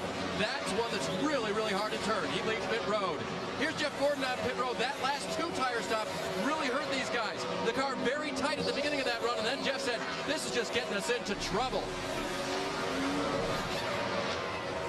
And Jamie McMurray there, you see them. They thought they had some damage early on in the nose, but it seems to be okay as Jamie has been in the top about 17, 18 all night. 4 tires again. That seems to be the strategy right now, guys. Brian Vickers, a strong leader of this race, comes down pit road. He said the car was free as they get Sunoco fuel in this race car, but that's the way that I like it. So they'll just make a slight air pressure adjustment for Brian right now. Crew going to work. Remember when the Red Bull teams won the Pit Crew Championship earlier this year, right here in the Charlotte area?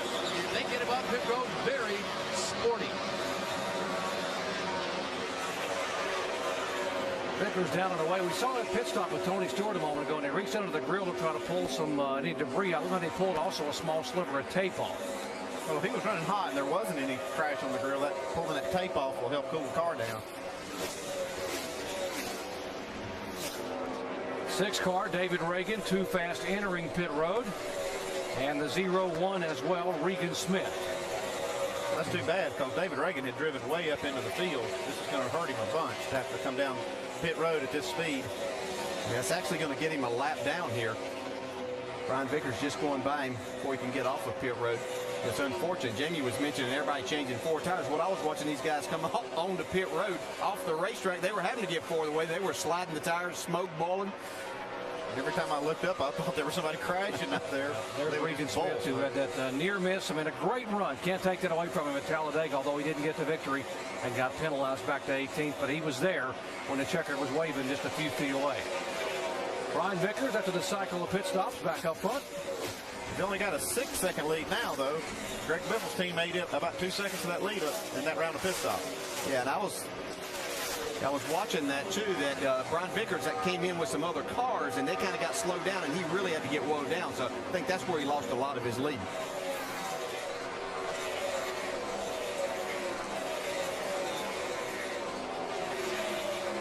The way this car looks on the racetrack though, he might get back to the 8-second lead that he had before he came in. Right now, Greg Biffle's running just a tick faster lap times, but it is because of that traffic, I'm sure, that Brian Vickers is dealing with. We ask you as part of our AT&T Crew Chief Challenge, which chaser involved in the big one at Talladega last week has the best chance to bounce back in tonight's race? Would it be Greg Biffle, Matt Kenseth, Kyle Busch, or Kevin Harvick? How'd you vote? Well, very smart race fans, Greg Biffle, because right now he has got the quickest car by lap times on the racetrack, even quicker than the leader.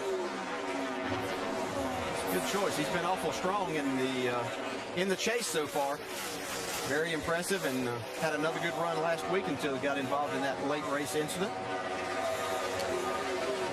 Very disappointing for a number of drivers with what happened in the final laps at Talladega last week. Greg Biffle got a 24th place finish after having a top 3 or 4 car all day. We asked him about moving on from Talladega to this weekend here at Charlotte.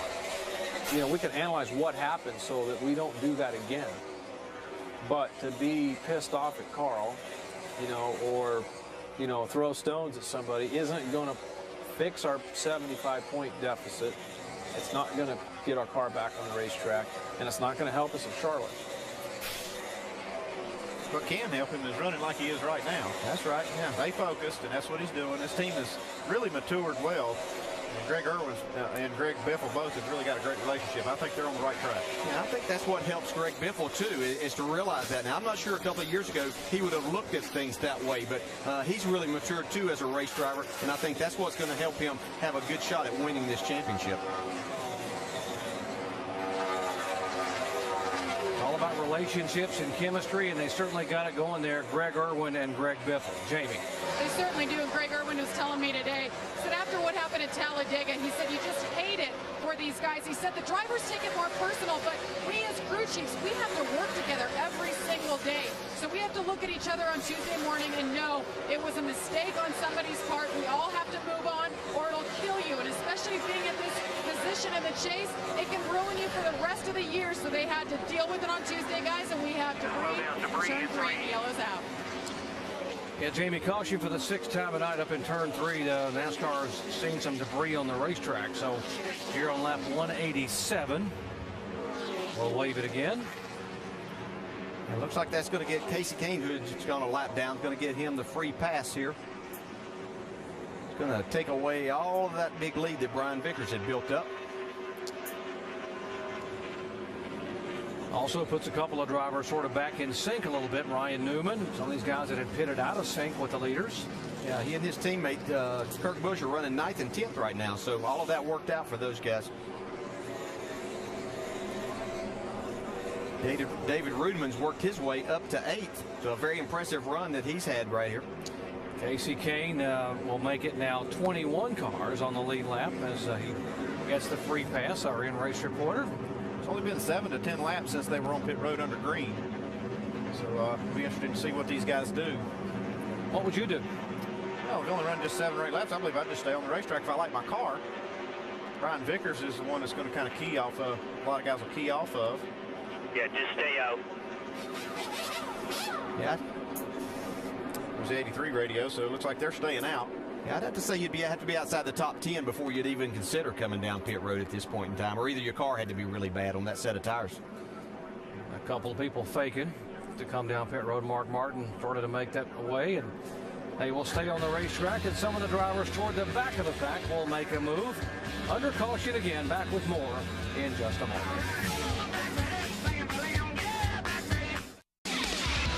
ESPN's coverage of the NASCAR Sprint Cup Series on ABC, brought to you by Coca-Cola and Allstate. Are you in good hands?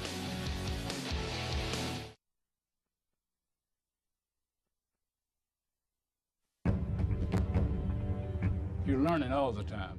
It's not like people think you just go out there and run for 500 miles or something like that. You got to try to outsmart the guy and outfox him some way or another. And who knows better than what you learn during a race here at this racetrack than David Pearson, the Silver Fox. 14 poles, 4 wins at this racetrack. Rusty, you're a 2-time winner here and a NASCAR champion. As you go through 500 miles here, what are you learning? What are the things you're figuring out? You're definitely learning what your tires are doing, what kind of process your car is going through. If you started out loose and all of a sudden you get tight, or else the other way around. You're really understanding what your car keeps doing from pit stop to pit stop, and you're talking to your crew chief about how to fix that thing, and that's one of the most important things you can do. Stay ahead of this racetrack, but guys like Pearson, they were so good here, and I learned off of guys like that. I think a lot of drivers have. You know what I noticed, Rusty, as we were sitting here and they came in on those last few pit stops? Did you notice how red, how hot some of those right front rotors were on those brakes? Come in, look. I mean, why? You'd see that at Martinsville or Bristol. Why are we seeing that here? Well, I tell you, these cars are so loose out there. They're slipping around. The front ends are pushing. The backs are sliding around. And Brad, the only thing you can do is sail them down the corner real deep. They get on the brakes and slow them down. They're using a lot of brakes here at Lowe's Motor Speedway because of that. Coming up on 200 laps in this 334-lap event, Brian Vickers is the leader as we get set for the restart. Doc? Less than 145 to go. Here's where the Chasers are restarting here. Just a moment, you see that Edwards and Earnhardt Jr. back in 38th and 39th. Greg Biffle up in second position. He is the highest running Chaser right now. And you see just 77 points back is Biffle in second place. Burton has moved up, as has Boyer, because of the drop of the 99 car of Carl Edwards. Pace truck pulls away. Let's listen in as we go full throttle. Stay ready. Ready. And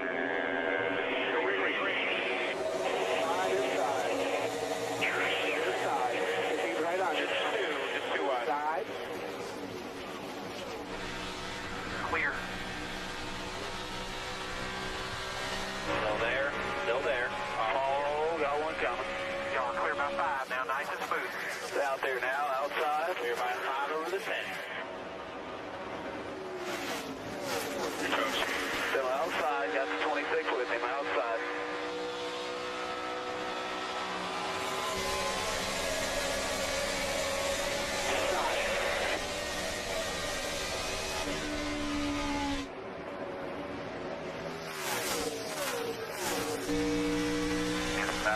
Inside. Nine, backside. Still clear. Outside corner. Outside. Up front, Greg Biffle trying to move on the inside. He started on the outside on the restart, decided to come back down to the bottom of the racetrack to try to get Brian Vickers. He wants those 5 points. You can see how hard he drove the car on that restart. All the way around there to turn 3. 31 car, Jeff Burton, also getting ready to reel him in a little bit here. He wants to get up there and join the fray. There's a 31 into your picture. Check in on Biffle with Jamie. You know why he's driving hard on that restart? It's all about points. He wants to lead so we can get those 5 extra bonus points, guys. Every single point counts when you're in the chase at the second right now. Trouble on the front stretch. Tony Raines into the outside wall. And they clip the 17 to Kenseth, and he goes across and slams the wall. Hard impact by Travis Kvapil as well. Kenseth got turned, and the car came sideways and up into the wall. There is Kvapil, who also got turned head on into the wall. There's a 17 car, one of our chase contenders. Matt was 9th in the points. It started with guys 3 wide off of turn 4. It looked like it was just going to be one car. Yeah, it looked like it was just going to be Tony Raines who got clipped. You see the 45 of Chad McCummey has some damage. A lot of damage on the 28 of Travis Kvapil. Now, he hit pretty hard there. It's the second week in a row a hard hit for him. Neither one of his making. 70 car of Raines that got turned, and you see, fortunately, after that hard lick, Matt Kenseth trying to climb out. Yeah. Car up against the wall. He'll use the concrete to get around the car. Yeah, second week of a hard hit for Matt Kenseth also. Neither one of his makings either. Wrong place at the wrong time for these guys, unfortunately. And he's 26th at Talladega a week ago. Wow. Just waiting on all the traffic to clear. The field is on the front straightaway. All the race cars are yielding to the safety vehicles.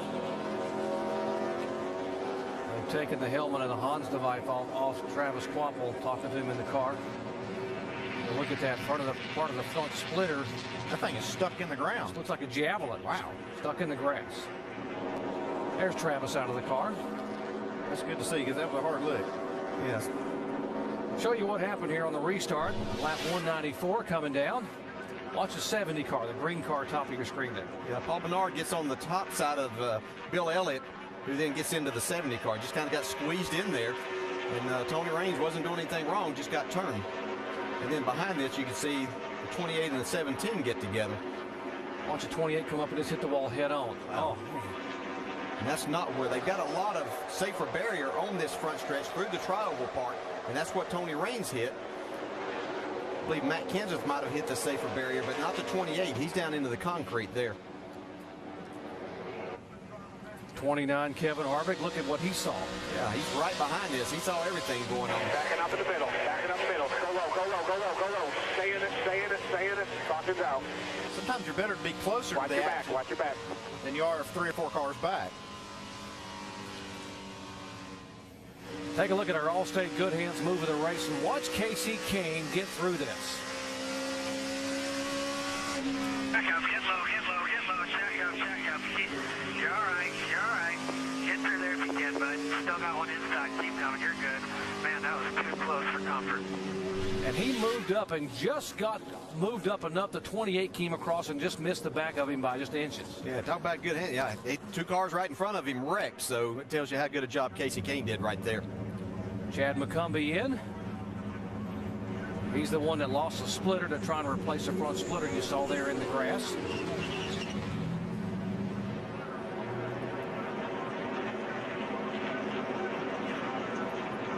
Again, the cars involved, the 45. There's the splitter missing. The whole lower half, and it's stuck in the ground. And that's, I believe that's the whole splitter that's stuck in the ground. Still got the brace on it.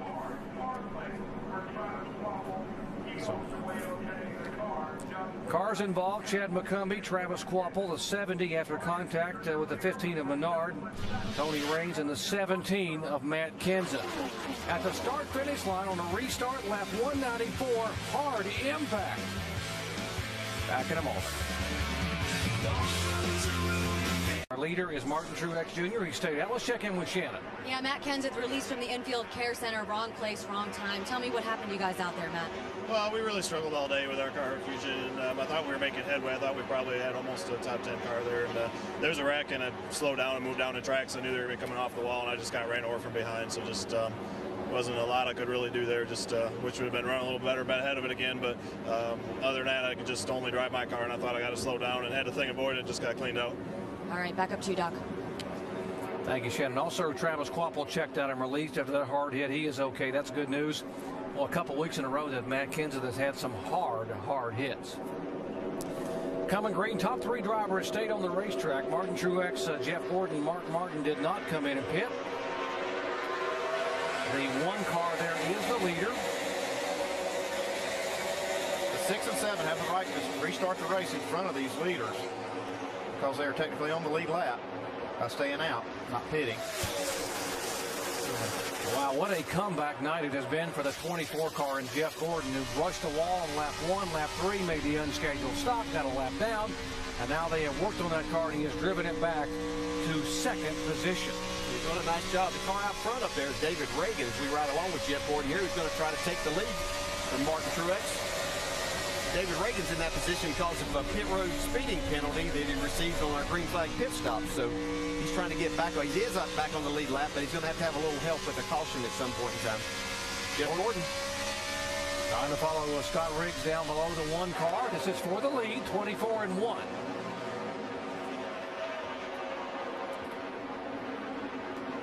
There comes the 8 car of Martin, the 31 of Burton, and the 16 of Biffle. Yeah, both those guys would like to get to the front here. This is their opportunity to get to the lead. Get those 5 bonus points. Wow, what a comeback for Jeff Gordon in this race team. We thought that, I personally thought that they were just out of the race after those 2 contacts with the wall and had to make that early pit stop under green. After that second impact, I really thought they'd been a lot of stuff underneath the car. But, man, he's still running great. Dave? And willing to take some, not so risky, but at least taking a chance with your pit calls. We got to crash, guys, and we'll get back to that. Yes, Bobby Labonte, Michael Waltrip. Come on, baby, you're going to be fine. Casey Mears involved. Bobby Labonte did a great job sideways, not to hit anything, come all the way through the grass and drove that car back and forth. So did the 5 car of Casey Mears. Yeah, the 43 got hit first. I was watching again. These guys are trying to race 3 wide off of this 4th corner. It's not working out for them. What did happen there is David Reagan got back on the lead lap. And I believe Robbie Gordon did also.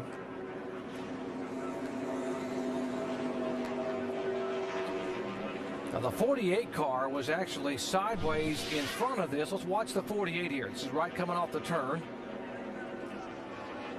He's definitely sideways. See him chasing it up the racetrack, working hard. Wow, he almost crashed right there. Here's Kyle Busch back there. Looked like Michael Waltrip and the 43 got together. I don't know if there's something on the racetrack there with all of these cars sideways. Yeah, Michael gets the 43, and Mears just tries to go through the grass to avoid both of them. Yeah, there's a lot of cars that were sideways off of that corner. You just have to wonder if there was something on the racetrack there. Jimmy got completely sideways. All clear.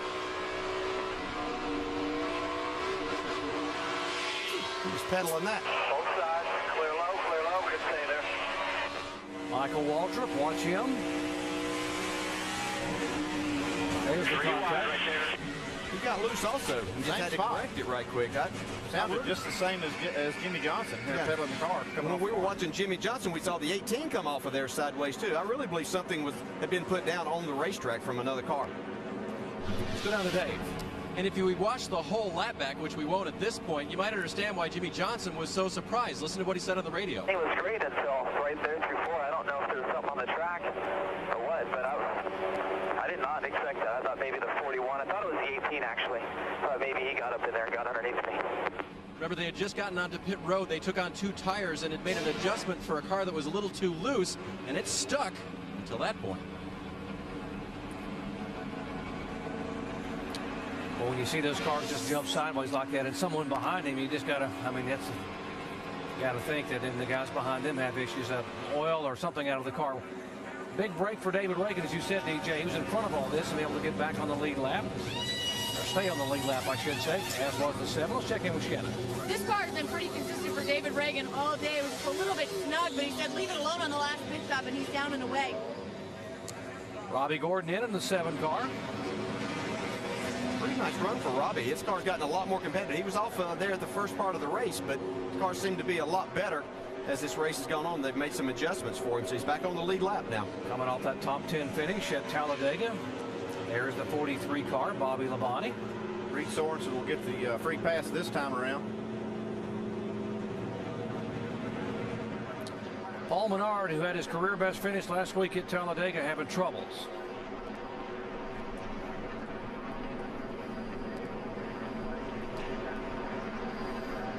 Hood down on Menard's car. Well, we mentioned our Allstate Good Hands driver earlier was Casey Kane, once again having real good hands here, having to dodge the issues here at the start-finish line. Watch this 9 car. There's the 55, and he somehow goes above him and above the 43 of Bobby Labonte. Thanks, start breaking on the line.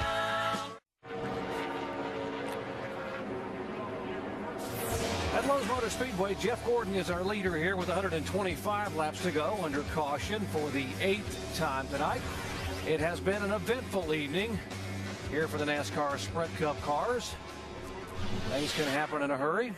How about Chad McCumbee having issues after he'd been on pit road? He already lost a splitter in that accident and stuck in the ground. Oops, who turned the lights out? If you want to know where his splitter was, it's stuck in the ground here. And watch this guy. I mean, that is the whole splitter minus a few small pieces. That thing was buried halfway in the ground. We have had a lot of rain here, so the ground was pretty soft. Yeah, he got a lot of air, though, when he went across that one part, the asphalt there when he landed. Jeff Gordon back up front. Remember, he stayed on the racetrack, and as did Mark Martin and Martin Truex Jr. Well, it's been a wild beginning for Jeff Gordon. A year since he won a race. Back on lap 1, he scrapes the wall.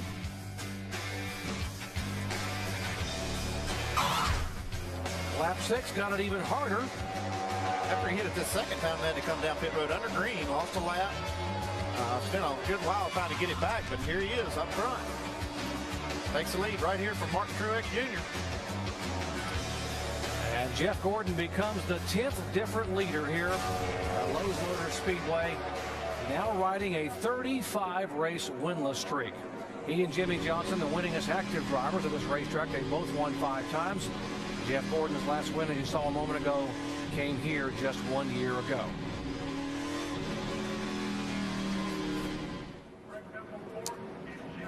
For you Carl Edwards fans, we mentioned that Carl had issues with ignition problems. He's still being shown back in 37th position, 16 laps back. There is Carl. And Dale Earnhardt Jr. back in 39th spot, being in the garage area after that cut tire in contact with the wall. Carl Edwards is going to gain a few spots after some of these cars just fell out of the race in this last wreck, so he'll gain a few more points. Jeff Gordon stands to gain big if he can hang on and pull off the win. He restarts in first. They're back in sixth in the point standings.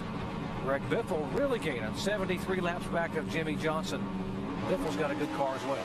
Yeah, he sure does. And just before we go back green here, we talked about the other two cars, that David Reagan and Robbie Gordon. But Scott Riggs also got his lap back on that last deal. He had been a lap down, but it was in front of the leaders, and so he's back on the lead lap also. 73 points, I meant, for Biffle back behind the 48 car, Jimmy Johnson. We've had enough laps as it is. Here we go. Jeff Gordon leading him down. It's really interesting to see how Jeff Gordon's car reacts out front here. We've seen as these cars get to the front, that clean air has really made a lot of difference. Mark Martin looks like he wants to lead right now. He might take that clean air away from Jeff Gordon. Oh, nice move. Boy, got a good run off of turn 2 and down the backstretch. Jeff's not going to give up here. We heard him say his car was a lot better on the outside than what it had been. Whoa, that's a tough spot right there. Baby. We've seen a lot of cars get loose when they're up underneath somebody like that off the corner, but Mark's still digging. Remember, Mark will be Jeff Gordon's teammate next year, actually after 3 more races. Trying to run for the championship one more time. Right now, they're adversaries. That's a nice move by a veteran right there, though, being able to hold that car and stay beside of Jeff Gordon. You got to give Jeff Gordon a little credit, too. He was giving him just enough room. He's racing him hard. But and look at this stampede coming behind him. Here comes Biffle, the 31 car of Burton. Yeah, you can see Mark get loose again on the inside of Gordon there, and it really cost him. It let Martin Truex get up on the inside of Mark Martin. A little smoke there, probably from the splitter, dragging just a little bit on Mark Martin's car, but he's able to take that second spot back. I've seen that the whole race out of the 8 car. He's been hitting that splitter, getting in the corner, mainly turn 1.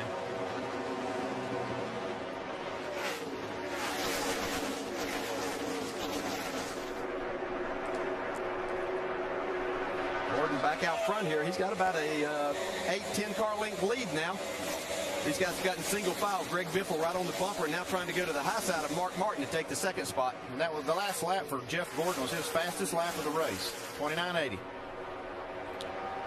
Now Biffle will take that spot away. Martin back to third. Burton, Truex, and Kyle Busch. That clean air is worth more than 4 stickers. Yeah, more new tires. These guys in the pits are paying attention to that, aren't they, when it comes down to making these final decisions late in the race. Biffle's taking that second spot. Kyle Busch is kind of hung up behind traffic right here. Yeah, you see our leader just a little while ago, Brian Vickers, right behind him.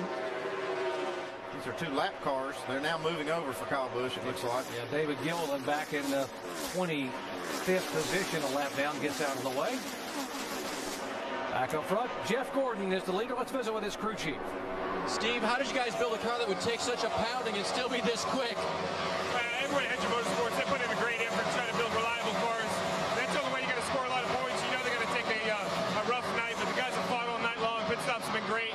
Drivers hung in there, so hopefully we can make something out of it. So your anniversary of the last win, how good do you think the car is?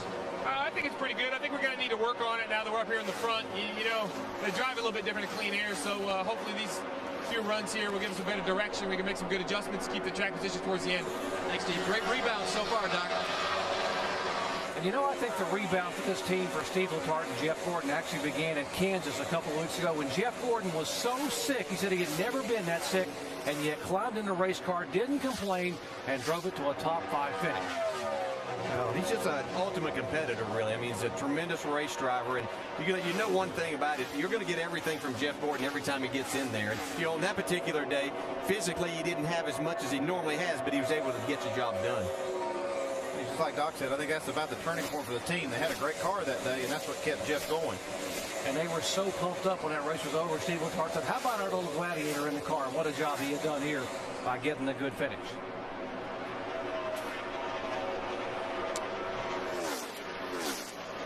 That 20 car of Tony Stewart was as good as on the racetrack.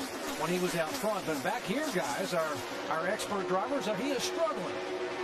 He is just, what he needs to do right now, guys, he's back in his dirty air, and he can't get the downforce he needs to get the job done. What he's got to do is just search around the racetrack for better aerodynamics. I mean, he can't be following cars. He's got to do what he's doing right there. Get up on top of the racetrack. Get some momentum. Try to find where the car likes it best on the racetrack. And, DJ, you well know that, man, you can move these things around and get a lot more speed out of them. Yeah, and that's what you have to do, because the one complaint that you hear these drivers have in racing this new car is that when they get close to another car back in traffic, it really changes the balance of their car. And Tony only started 7th. We saw how quick he came through the pack to get the lead, but he's back 14 or 15 cars now. Even though he's not that far back in the lineup, he's running 9th, but he's got a lot of lap traffic there too, and that's affecting him. So he's really going to have to move around and find that clean air. You're absolutely right. You see him right now follow Jimmy Johnson down the back straightaway here. He can't just stay on the top side of the track and he's going to pass him. He needs, if Jimmy's up top or on the bottom, he's got to change lanes. Take whatever he got to do to get the air on the nose of that car to get some downforce. So what I'm about to tell you is that if he's running the high lane, don't expect him to run that lane the next lap. He's going to move his car up and down and all around, whatever it takes, lap by lap. Yeah, you can see him going around the bottom right now. Right in front of him is our points leader, Jimmy Johnson, who is also struggling as he's back in this traffic right now. You see, go to the outside here and try to make up a little time, but this is a lap car.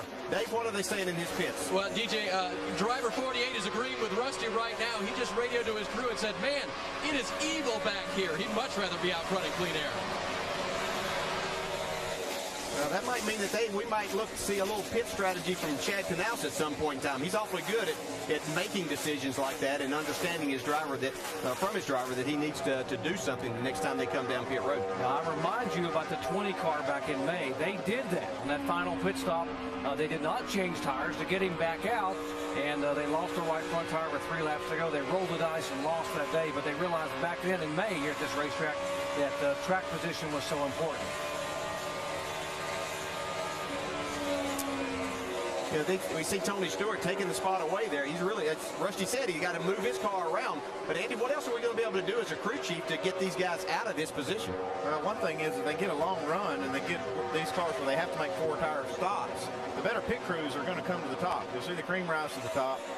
And, you know, we've seen the guys that run short runs. You've got a lot of strategy options where you can just change 2 tires or no tires like we've seen a lot of guys do.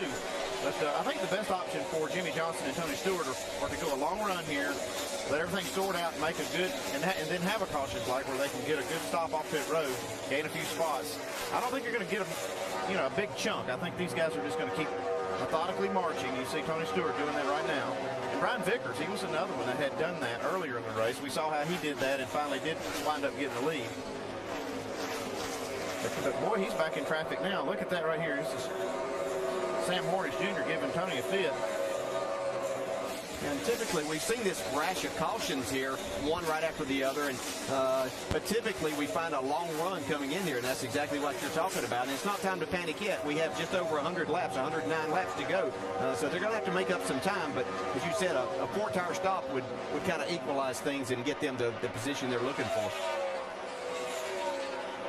Jeff Gordon back to a racetrack that has been very good to him on his career. Over his career, in fact, it was right here 1 year ago that he claimed his last victory.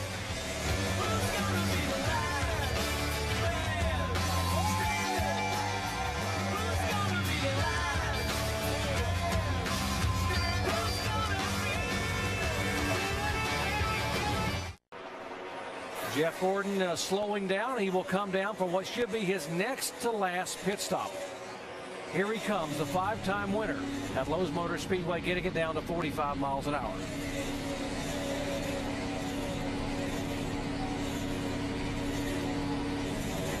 Remember, Truex came on and took on 4 tires, still waiting for Mark Martin to come in. Here he comes down to you, Dave. And one of the ways the drivers can help is how they get in and off of pit road. Jeff trying not to exceed the speed limit, but get as close as he can to the maximum. They will take on 4 tires. There will be an air pressure adjustment for Jeff, but just slightly tight in traffic was his only complaint. Otherwise, pretty good for Jeff. And now they wait the anxious moments while they're still at the green flag. Hope the caution doesn't come out. He is out. Mark Martin, the other car that stayed out, is coming on to pit road. There's the 16 of Biffle. And they are black flagging the 15 because of a panel loose. Here's the 8 car, Mark Martin. Jamie. Mark Martin, very racy that last stint. You see him working away on the left side there. 4 tires. He said he's just a whisker free for Mark Martin. Guys. Yes, he leaves pit road. Brian Vickers in the 83 has been into the wall. I believe it's in turn 3 and 4. He has slowed down the backstretch right now. Still stay green, no caution flag. Brickers actually stayed up against the wall all the way through part of turn 2. Yeah, he's hit it hard, and he's got a problem. He can't hardly get the car turned. He hit the wall in turn 3 and 4 the last lap. His problem is trying to get down in front of all this traffic. He's able to do that now. Got a right front tire flat. Great night that he had going. Once again, something bites this team, takes their chance of victory probably away. 15 has been black flagged with the white cross. That means that they're going to stop scoring you. You don't come in. So now Paul Menard coming off that great finish at Talladega. They are going to call him in this time. Yeah, Greg Biffle's assumed the lead now. He has got those 5 bonus points that he's been trying hard all night. We see Brian Vickers in the pits. Dave? Yep, they made a chassis adjustment. He was tight in traffic, but they also made very sure that they pulled all the fender work away from the right side tires. A 4-tire stop for the now damaged 83 car. And here's Menard and Andy. These guys got to try to get that panel pulled away. Yeah, they got to get it off of there because NASCAR is going to keep black flagging until they either get it secure or get it off. I would try to get it off if possible here. See, Paul's been in the wall a couple of times and done a lot of damage there. We're going to try to fix it right here. Leader Greg Biffle didn't wait long, DJ, as you mentioned. Here he comes down pit road for what should be his next to last stop. He didn't want to give up much time to those fresh tires that Jeff Gordon had on there. Jamie? Well, that's exactly what the 16 needed to stay out to get those 5 extra bonus points. Last stop, they took right sides only. This time, it's going to be 4. No adjustments. They asked him if they wanted to tighten them up. He said no. The track is cooling off. He needs no adjustments for that 16. He's down and away. Shannon? Kasey Kahne, they're going to make a track bar adjustment on this car. He says it's just a little bit loose. This car earlier in the race, Kasey Kahne was saying that he couldn't even drive it right now. 4 tires for Kasey Kahne. Now Kevin Harvick right in front of him. The car is still battling bad. 4 tires for Kevin Harvick. It has been a struggle with this 29 car. Mike. Jeff Burton said the car was progressively getting loose as that run went on, but finally settled down toward the end of the run. Team going to work now on the right side, working on a 4-tire stop on the 31 car and a full load of Sunoco race fuel. The service now being completed on the left side. He's off the jacket away. Dave. Made a wedge adjustment last time for Kyle Busch. The wrench goes in again. The car was good at the start, maybe just a little too free for Kyle. 4-tire change. Jamie. Tony Stewart gives up the lead. He comes in. Wow, you see that flame coming out there. Right sides for Tony Stewart. Car's pretty good. Staying in the top 10, guys. Great run here tonight so far for the 20. They go to work on the left side. Doc. He is out. Clint Bowyer also in getting tires. You see, this is the full sequence of pit stops. Denny Hamlin coming out. Right behind him is a 20 car, Tony Stewart. Got a car around on the entrance pit road, David Rudiman. And Rudiman sliding sideways. Keep going. Yeah, David was having a great run. Keep coming, 4150, 4150. He had assumed the lead right there before he hit pit road. But he'd been running up in the top 10. He's got it cranked and headed to his pits now. Too fast entering a moment ago. Also the 20 car being flagged. Here comes Rudiman in. Watch him trying to get slowed down. He got too much rear brake. I saw that the back wheels just lock up when he came to pit road. Yeah, and I saw Tony Stewart come into pit road, and I was going to comment that, boy, if he didn't get on there too hard, he did a great job of getting in there extremely quick. But unfortunately, he's headed back down pit road.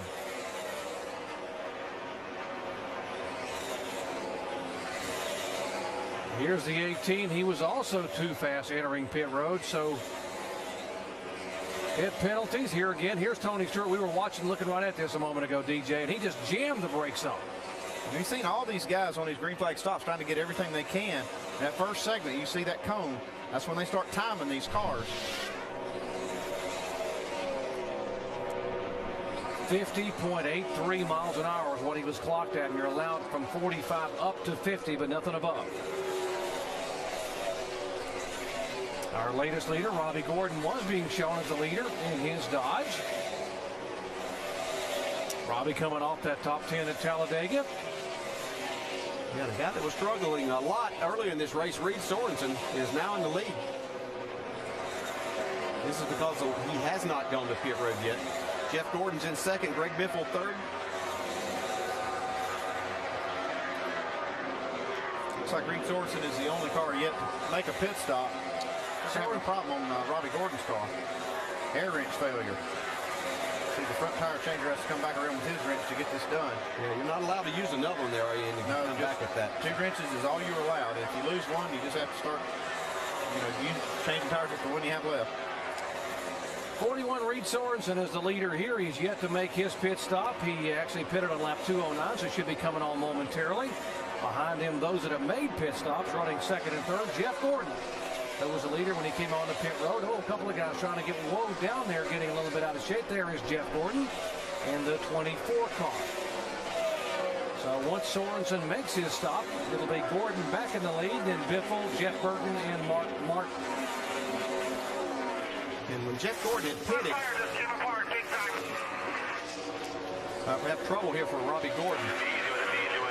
Now here's the problem. They had a problem on their pit stop, and they made that when they came down under green, he locked the left front tire up trying to get on pit road, put a flat spot on, and then they didn't change it because they had a problem with the wrench, and left front tire blows out. Well, he flat spotted the tire trying to get into the pits. Yeah, just grounded right down. Watch his tire come apart there. The debris come off of it. So once he had slid that tire coming down the pit road, yeah, you see all the debris flying off of this. They're going to have a caution flag for this. It's out now. Caution number 9 on the evening here with just 70 laps to go. Wow, Reed Sorensen really benefited from it. A nice strategy by those guys to be able to do that and stay out there and keep him on the lead lap. He'll stay on the lead lap. He'll have to make a pit stop and go behind the car that just hit him, but still a good break for Reed. Yeah, we only have 11 cars on the lead lap. We will have 12 as David Reagan, I believe, will be the free pass car to get back on the lead lap, so that'll put us at 12. But a nice job by Reed Sorensen. See Robbie Gordon getting back out in the action. Guys, we have to change that left front tire.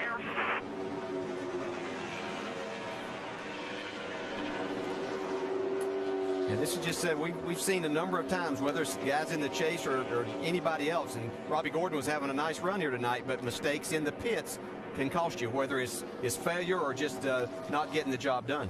The big mistake was not going ahead and changing these left side tires, because all these cars coming on pit road have been sliding their tire. You see right here where he slides that left front, he basically just ground it completely through. And when they didn't change the lefts, he went back out and that tire blew out. Sometimes better just to bite the bullet, even though they'd had an air wrench failure on the right, just come back around there and try to change those left sides. Yeah, David Riddiman's sitting on pit road with the hood up in his car. You'll see as these guys come. Yeah, you know Reed Sorensen's going to come. You see Jeff Gordon coming back in. A little surprised to see. Yeah, I'm surprised to see Jeff Gordon come back down pit road here.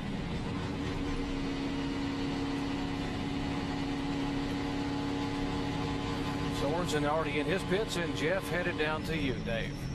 And this is the hardest decision. Do you come now and have no one come down behind you, or do you stay out and get juked that way? They decided to come down pit road, and since they're the only ones down here now, they will take on 4 tires.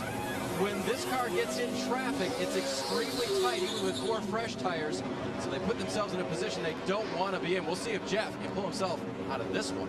This might work out, Dave, because there's only 11 cars to beat 12 cars on the lead lap when the lucky dog gets back on there. But this might be okay, because that's how he got the lead. He pitted, and then they ran about 11 laps and had another caution. Jeff was able to stay out and get the lead back, so it might work out for him. We'll wait and see if the strategy does work in favor of Jeff Gordon. You're watching ESPN on ABC. ESPN's coverage of the NASCAR Sprint Cup Series on ABC. Brought to you by Bank of America, the official bank of NASCAR. And Toyota, moving forward.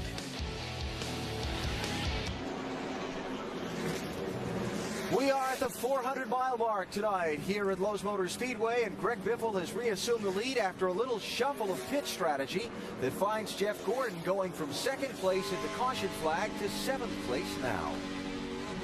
I just don't think it was going to be good if we stayed out, but no, I understand. You know, that's how we got the lead. That's how they got it back. Beautiful thing is you lapped about 10 of them when you were leading, so there's only 11 on the lead lap. We'll see where we cycle out. 68 to go. The other thing is we're sitting on 4 tires, so if you get another 10-lap yellow or something, that gives our quite a few more options. But you make any adjustments? Yes, I freed it up just a little for the traffic. All right, so we're inside a lap to the restart. Andy Petrie and I seem to like this strategy. It sounds like DJ and Rusty, the drivers, don't. No, I don't like it. I don't like it at all. I gave up all that track position. Everybody's still got to stop one more time. Well, but I've never done that.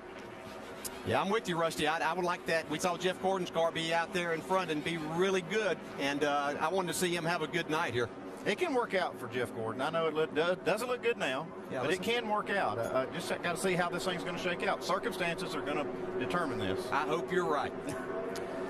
He is mired back in heavy traffic back there, and as long as he can dodge the traffic, and you heard Steve Letarte say, free jump a little bit so he can work the traffic. Let's see if he can get through it. Yeah, Greg Biffle's the leader here. You see these cars in front of him. These guys are lapped down trying to get back on the lead lap. Kyle Busch and Tony Stewart. We got Kevin Harvick up there. So you can see they're all trying to make this happen because they were a lap down trying to get back on the lead lap. Biffle up in front of Tony Stewart. There's a 31 car. Burton is actually the second place car. See, Tony Stewart's a lap down because of that penalty he got under green. He's going to try hard to get it back. He can race hard here. He doesn't have to race to the point of having to pass the leader. He is the car, first car one lap down right at this point in time. But if Greg Biffle goes up there and starts passing these other guys, then he's got to get himself in a position. See Kyle Busch up there. That's Kevin Harvick out in the very front. You see the 18 of Kyle Busch, who was a lap down, and Ryan Newman battling hard right here. And Kyle back on the tail end of the lead lap, and he also, as did Tony Stewart, had to come down for that pit road penalty for speeding. Jimmy Johnson, Mark Martin, this is the 3rd, 4th, 5th, and 6th, Clint Bowyer and Jamie McMurray.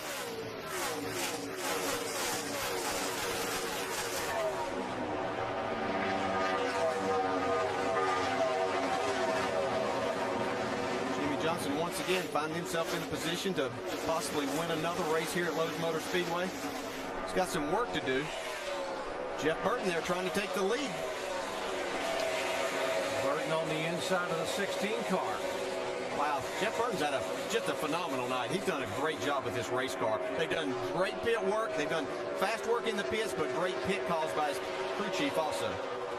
Right now he's up to 3rd in the point standings in the chase, and Jeff Burton, he likes being able to sort of fly underneath the radar. He said, don't give that championship till you get to Homestead. We just keep moving up each and every week.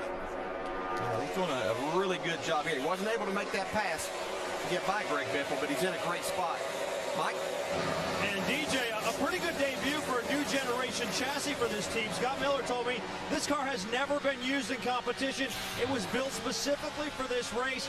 A much lighter chassis than they've been able to produce in the past, and also a lower center of gravity. And it seems like Jeff Burton is right where he wants to be. Consider this stat, if you will. In his last 3 victories, he's led a total of 9 laps. So he certainly waits for that right opportunity to make his move. And he's right there waiting to pounce, it would seem, right now. Yeah, you don't have to lead but one of them here to win at Charlotte. And in fact, the driver who led the fewest laps in a race here and won, how about October of 1994? Dale Jarrett led 4 laps and won it here at Charlotte. Say all you got to do is lead that last one. That's all I know. That's the one that counts. And you talk about a guy that shows a lot of patience, so that just proves with Jeff Burton how much patience he has in winning those races. Let's listen to the 20 car here with Tony Stewart and crew. I'm sorry, guys. Just they're better than I just couldn't get stopped. Don't worry about it. We'll talk about it later. We got to dig here. It ain't over yet. It's hard to fault the driver when he tries hard. He was trying to gain some time getting on pit road, and he just overdid it slightly. Yeah, and you can do that, but you got a fast race car like that, man. It makes it tough in those situations. And we've seen Tony do this a couple of times. I believe, if I remember correctly, back at Kansas, he had a similar situation, too, to where he got caught speeding on pit road and created a lot of their problems. The 11 car behind him, of course, Denny Hamlin. Yeah, Denny's got some damage from his car. Dave? And DJ, we haven't talked about that since that damage happened back on lap 233. He hit the wall. Thought that the steering was off at first, but now reasons that it's just an aero-tight situation, especially in traffic. Wow, Biffle looked like he almost got the wall. And Burton's going to go around him and take the lead away. Yeah, that's just the opportunity Jeff Burton was looking for. Been watching him all night. His car really gets good as they get some laps on the tires. Biffle's not giving up yet. This is exactly the opportunity that Burton was looking for to get out front and see what his car can do in the lead. He's seen all these other guys get out front and take off. These leaders are not enjoying that clean air we talked about earlier because the lap cars started in front of them, and they're still trying to work by some of these lap cars and race for the lead at the same time. Jeff Gordon, remember, he came on the pit road, made that pit stop, and Rusty, he's still trying to work his way back through traffic. I'm not going to predict anything, guys, but, you know, that clean air we saw all night long was so important. And, you know, I'm looking at Jeff's lap times, and are just not there compared to the leaders. In fact, this last time by was pretty good, but the times before, not there. That clean air, man, it's just, you got to have it. He doesn't have it right now. But, Rusty, one thing that the other cars, the leaders don't have it either. So this is actually playing in Jeff Gordon's hands.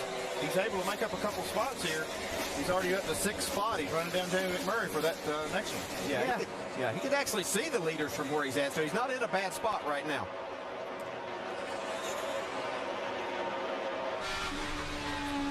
You mentioned about it being a total team effort for this 31 car that Jeff's got it done on the racetrack, but the guys on pit road have also done a yeoman's job. They've made up spots when they changed 4 tires, and they've also, like Dale said, had good pit strategy where they've gained spots when they changed no tires and got fuel and right side. So they've done a good job on pit road all the way around. Yeah, we talk about him and how good a job he's done. And let's jump back to his teammate for a second back there in third. You see that black car with Jack on the hood? That's Clint Boyer, who hit the wall with that race car yesterday, and he's sitting here in 3rd spot. I don't know that if we'd have talked to him yesterday afternoon, he would have predicted this. 31 car is our leader, Jeff Burton. 15 years he's been trying to win the championship, and he's trying to win a race tonight, which will be the next step into winning a championship and becoming this year's last man standing.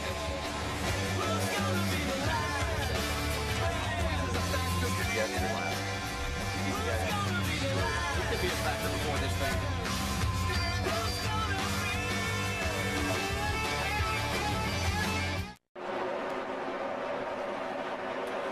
Less than 50 laps remain here in the Bank of America 500 at Charlotte. 31 car, Jeff Burton trying to pick up his 2nd win of the year and move up as he continues to do here in the NASCAR Sprint Cup Chase point standings. He's right now in 3rd spot, just 79 points back of Jimmy Johnson.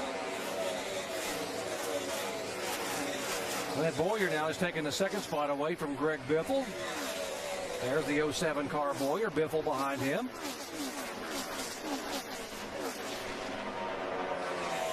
Nice job by these RCR cars running 1st and 2nd now. They just methodically worked their way to the front and let the race come to them. They used the long race and got themselves in a position now with less than 50 laps to go to win a race and gain some points. Jamie McMurray is on the move, passing Jimmy Johnson right here. That's for 4th spot.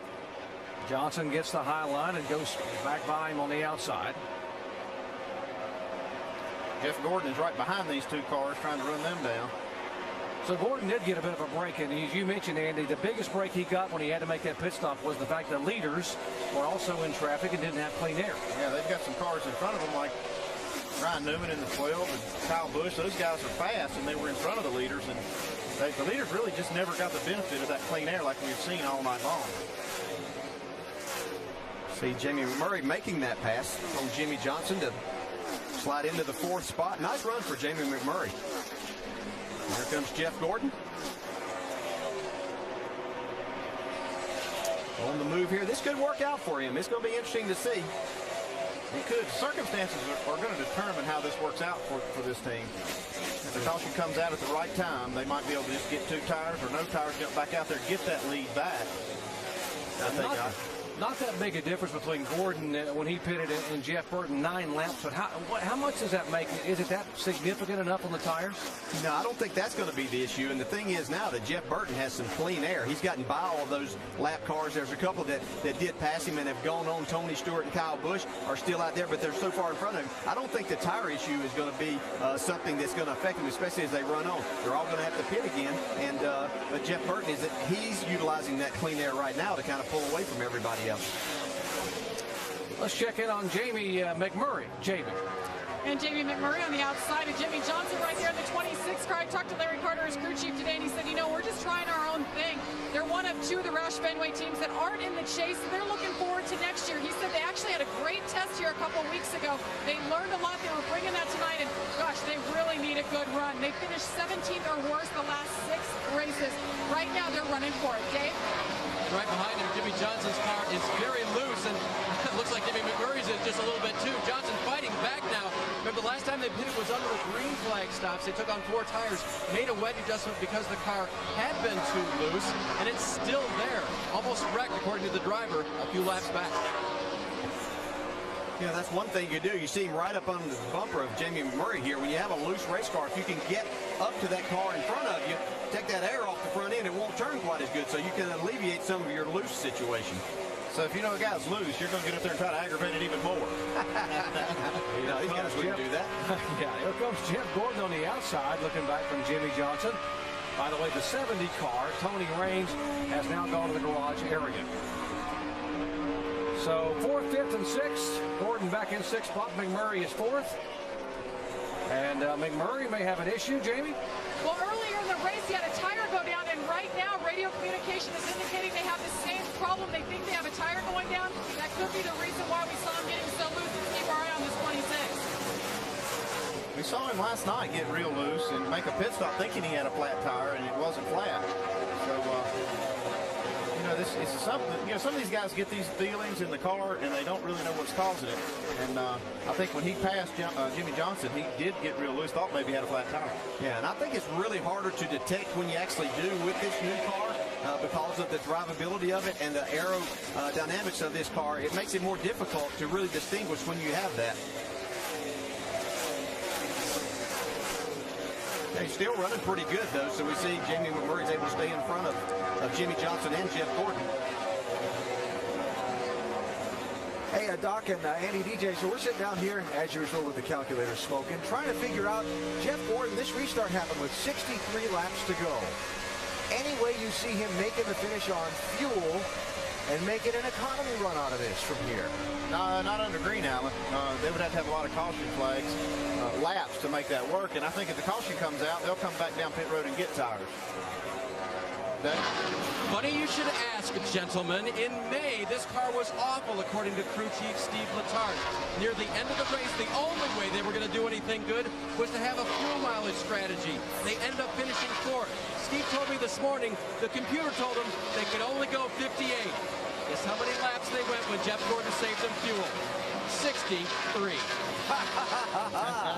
Oh, the plot thickens. Well, they're pushing her, no doubt about that. I got the top 5 guys hitting pit road around lap 3:15. Jeff Gordon can go to like lap 3:23. So if those guys do hit pit road in that area, oh, caution. Uh-oh. Never mind. This changes everything. 42 car into the wall.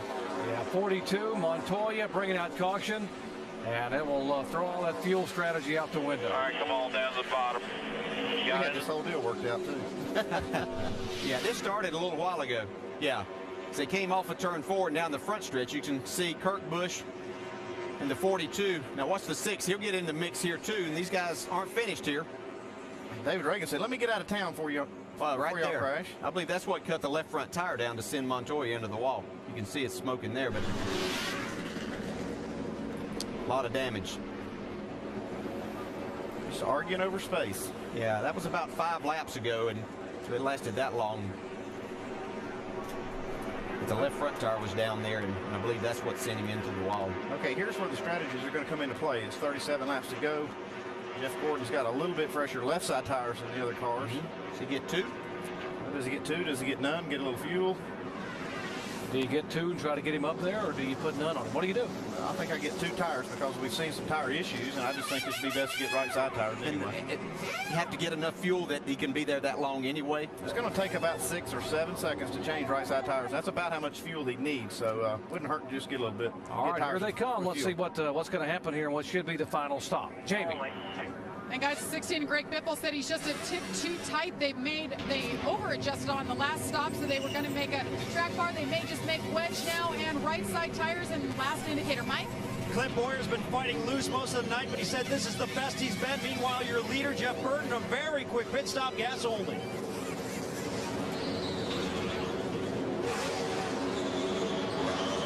Jeff Gordon on pit road as well. He will take 4 tires. That has worked best all night for this bunch. He's off. Guys, what about the 31 gas only for Jeff Burton here with 36 laps to go? They've done it quite a few times tonight, and it's worked for him. He didn't want to give that lead up, and that's the only way he could ensure that he would come off pit road with the lead, is to just get gas. Wow. How about the decision for Jeff Gordon to take on 4 tires? Don't know if I agree with that one. We're going to see how it all shakes out. By the way, Jeff Burton right now up to second in the point standings. Should be a good one to the finish here. Back in just a moment.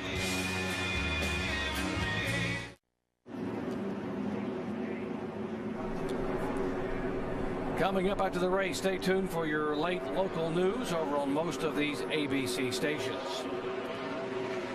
This one should be quite a shootout. Let's set up who did what. The 31 car came on pit road and took fuel only.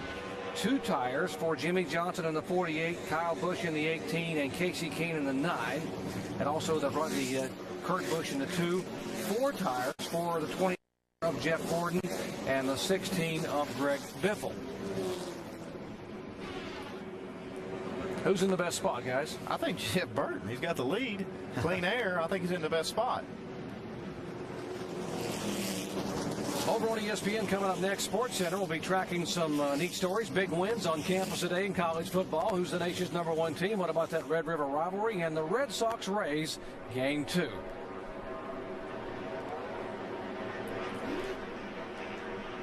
Let's listen into the 31 race. Save every drop. I cut that a little close. We got enough, but we won't for a green white checker. Oh, that's not what you want to hear. No. Well, just getting gas and going like that, they should have stayed just a little bit longer because they weren't really racing anybody at the end of pit road. Boy, I guess they didn't know that they weren't going to do it. Didn't know who else may take just fuel at that point in time. It's going to be interesting to see. A lot of different strategies here. I might like Greg Biffle back there with 4 tires in the 5th spot. Got a few laps to get it done. 34 laps to go. See if Jeff Burton can hang on. No tires, gas only. Jimmy's going to try to get there. He's a 5-time winner here. Kasey Kahne won it back in May. Kasey Kahne up there in 3rd spot. And the race reporter is doing a great job. He hadn't had the car most of the night, but here comes Jimmie Johnson on the inside. I'll take this lead away from Jeff Burton. These guys are 1-2 in the point standings right now. Jimmie Johnson and Jeff Burton in the chase. Jeff Burton needs to fight hard to try to keep this lead because he needs that clean air. Yeah, he's got some momentum coming off the corner. I think he's going to be able to clear Jimmie Johnson. Still battling. Jimmy pulling back on the inside. These guys aren't thinking about a championship right now. All they're thinking about is getting the trophy tonight. 2 tires versus no tires. There's Kasey Kahne on the bottom of the racetrack in 3rd spot. As these 2 guys battle side by side, he wants to get up there and be a part of that. Kurt Busch right behind the 9 car. Jeff Burton does a great job to keep the lead and stay clear.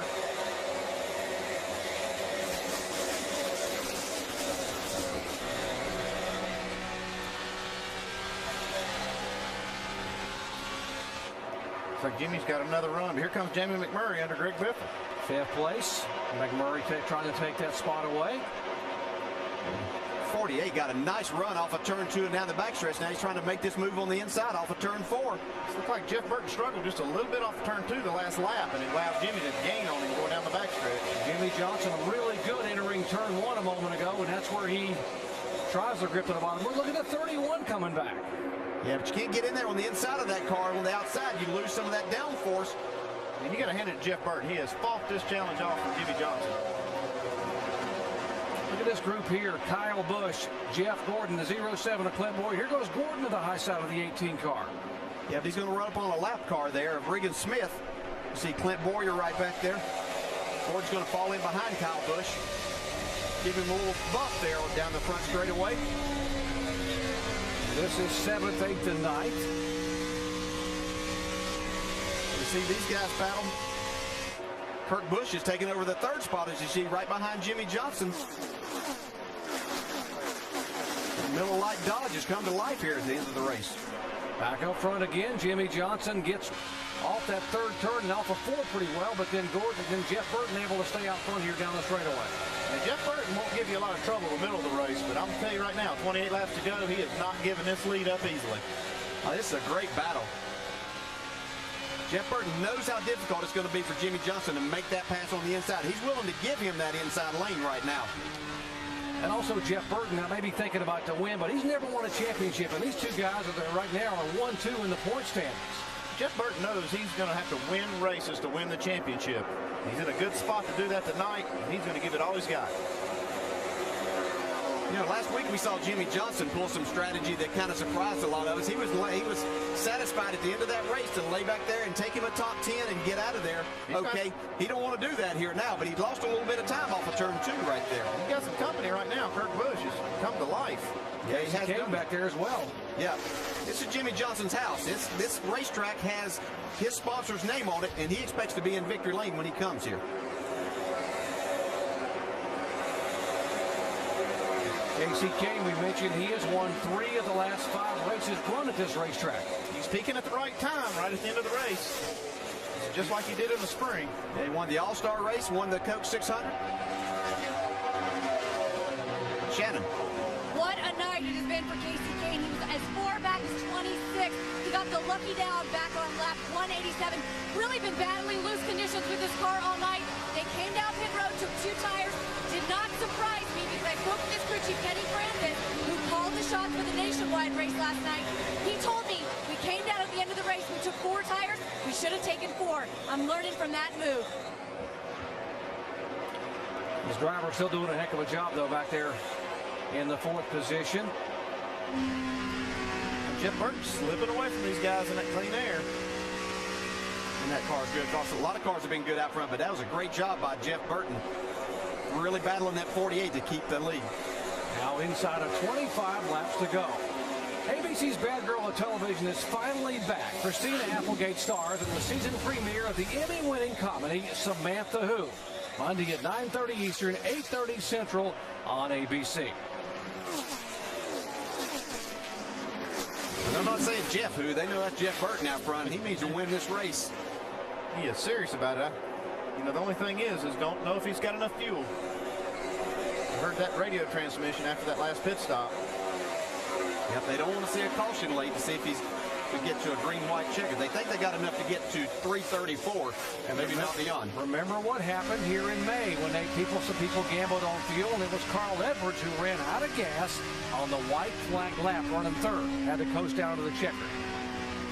He also had Tony Stewart leading that race, who did not change tires in that race and had a flat tire with 3 laps to go. So a lot of different scenarios. Here comes Casey Kane inside of Kurt Busch. Well, Casey Kane's as good as they get here in the final 25 laps at this racetrack. And he got clear. That was important because you can't hardly run side by side getting in that corner. Did a great job making that pass. So you look right back here. Yeah, there's a car we better watch out, especially if we have a caution. This 18 car is flying up through the pack. He's not having problems passing anybody. Seeing battling Jamie McMurray here right now, trying to take over that 5th spot.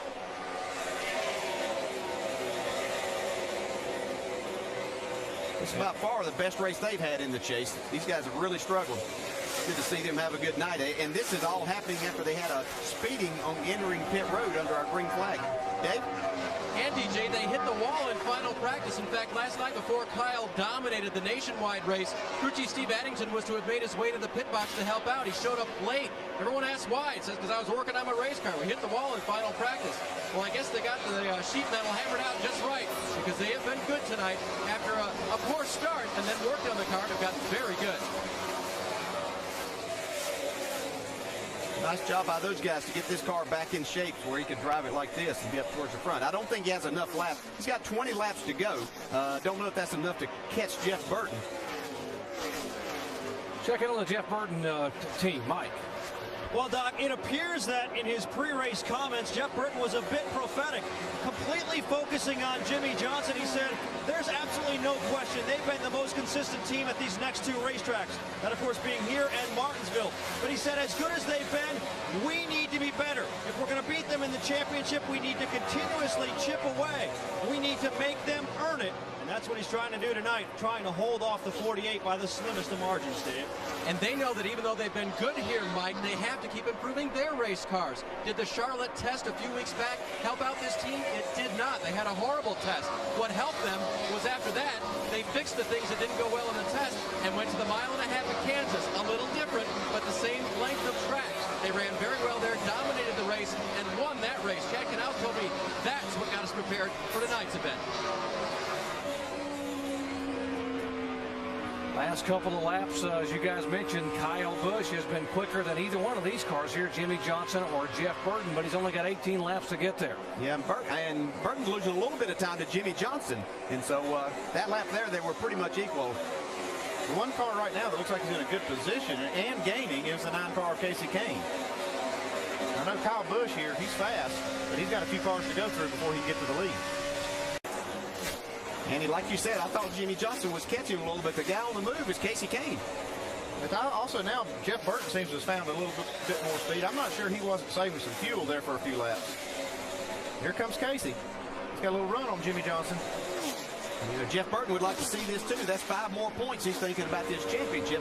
He's focused on winning this race. But at the end of the night, he'll say that was a nice move by Kasey Kahne as he goes by Jimmie Johnson. He will, unless he gets up there and passes him.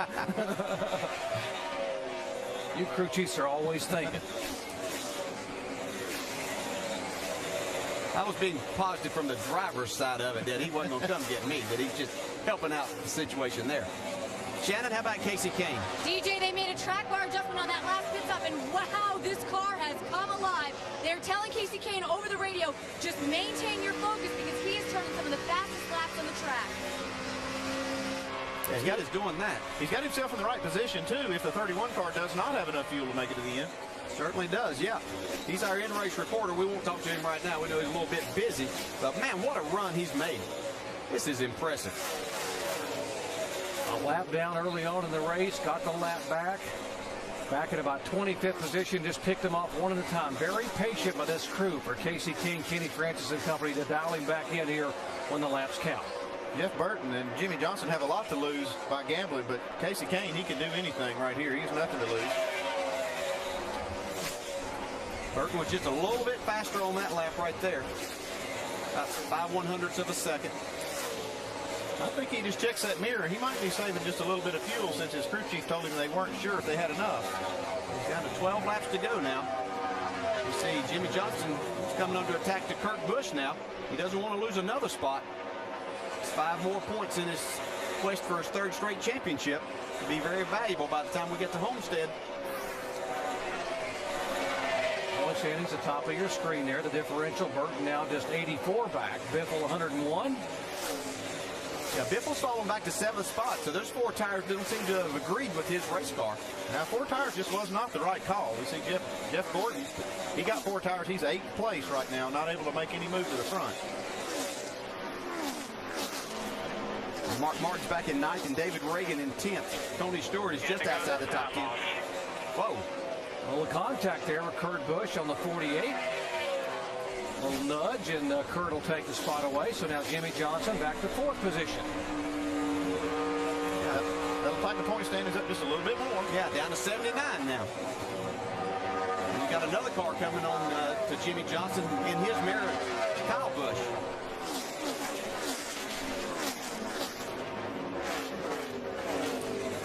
Casey Kane's chipping away at this lead of Jeff Burton's, though. He ran about 4 tenths faster than Jeff Burton the last lap.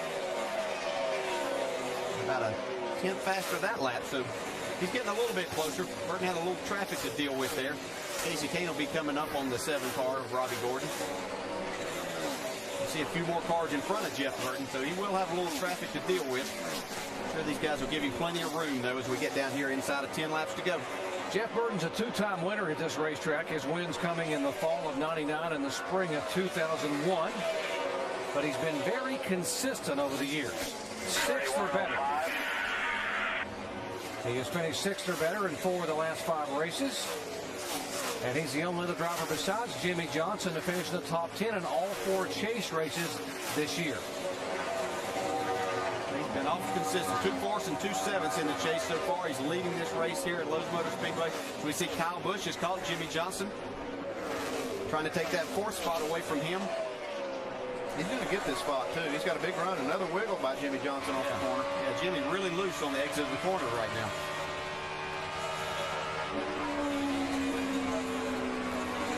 See Kyle Busch down. It's a nice comeback for Kyle Busch to get himself back up there after having that speeding penalty on pit road. This would be Kyle Busch's best finish in the chase now. His best finish was at Talladega, 15th a week ago. Prior to that, he did not even have a top 25. You see him there. See Jimmie Johnson still really fighting the race car. 7 laps to go. There's the 31 go by, and you saw the 9 moving in a little bit. Casey Kane picked up a couple tenths the last lap.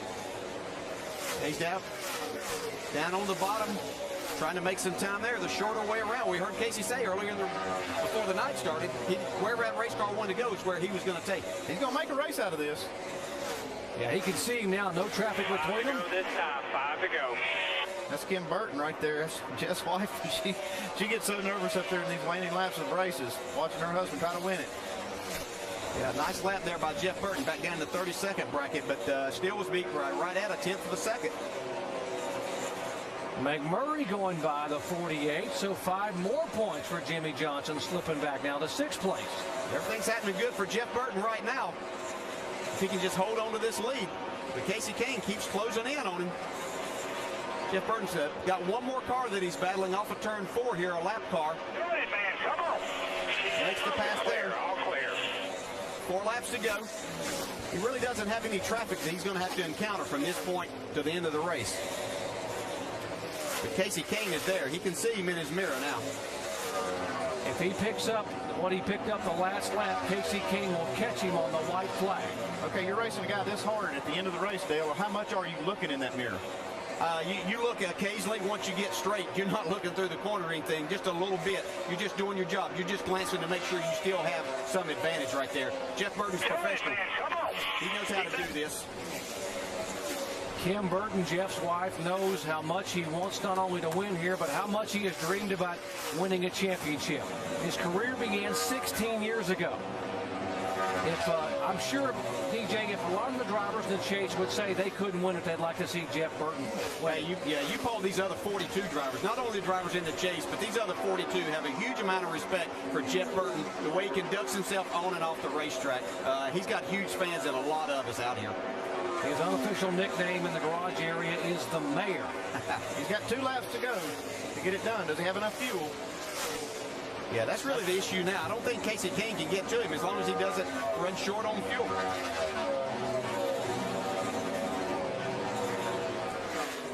Jeff Burton won at Bristol, Tennessee early in the year. Came in here 4th in the point standings. White flag, boss. White flag. Bring it on.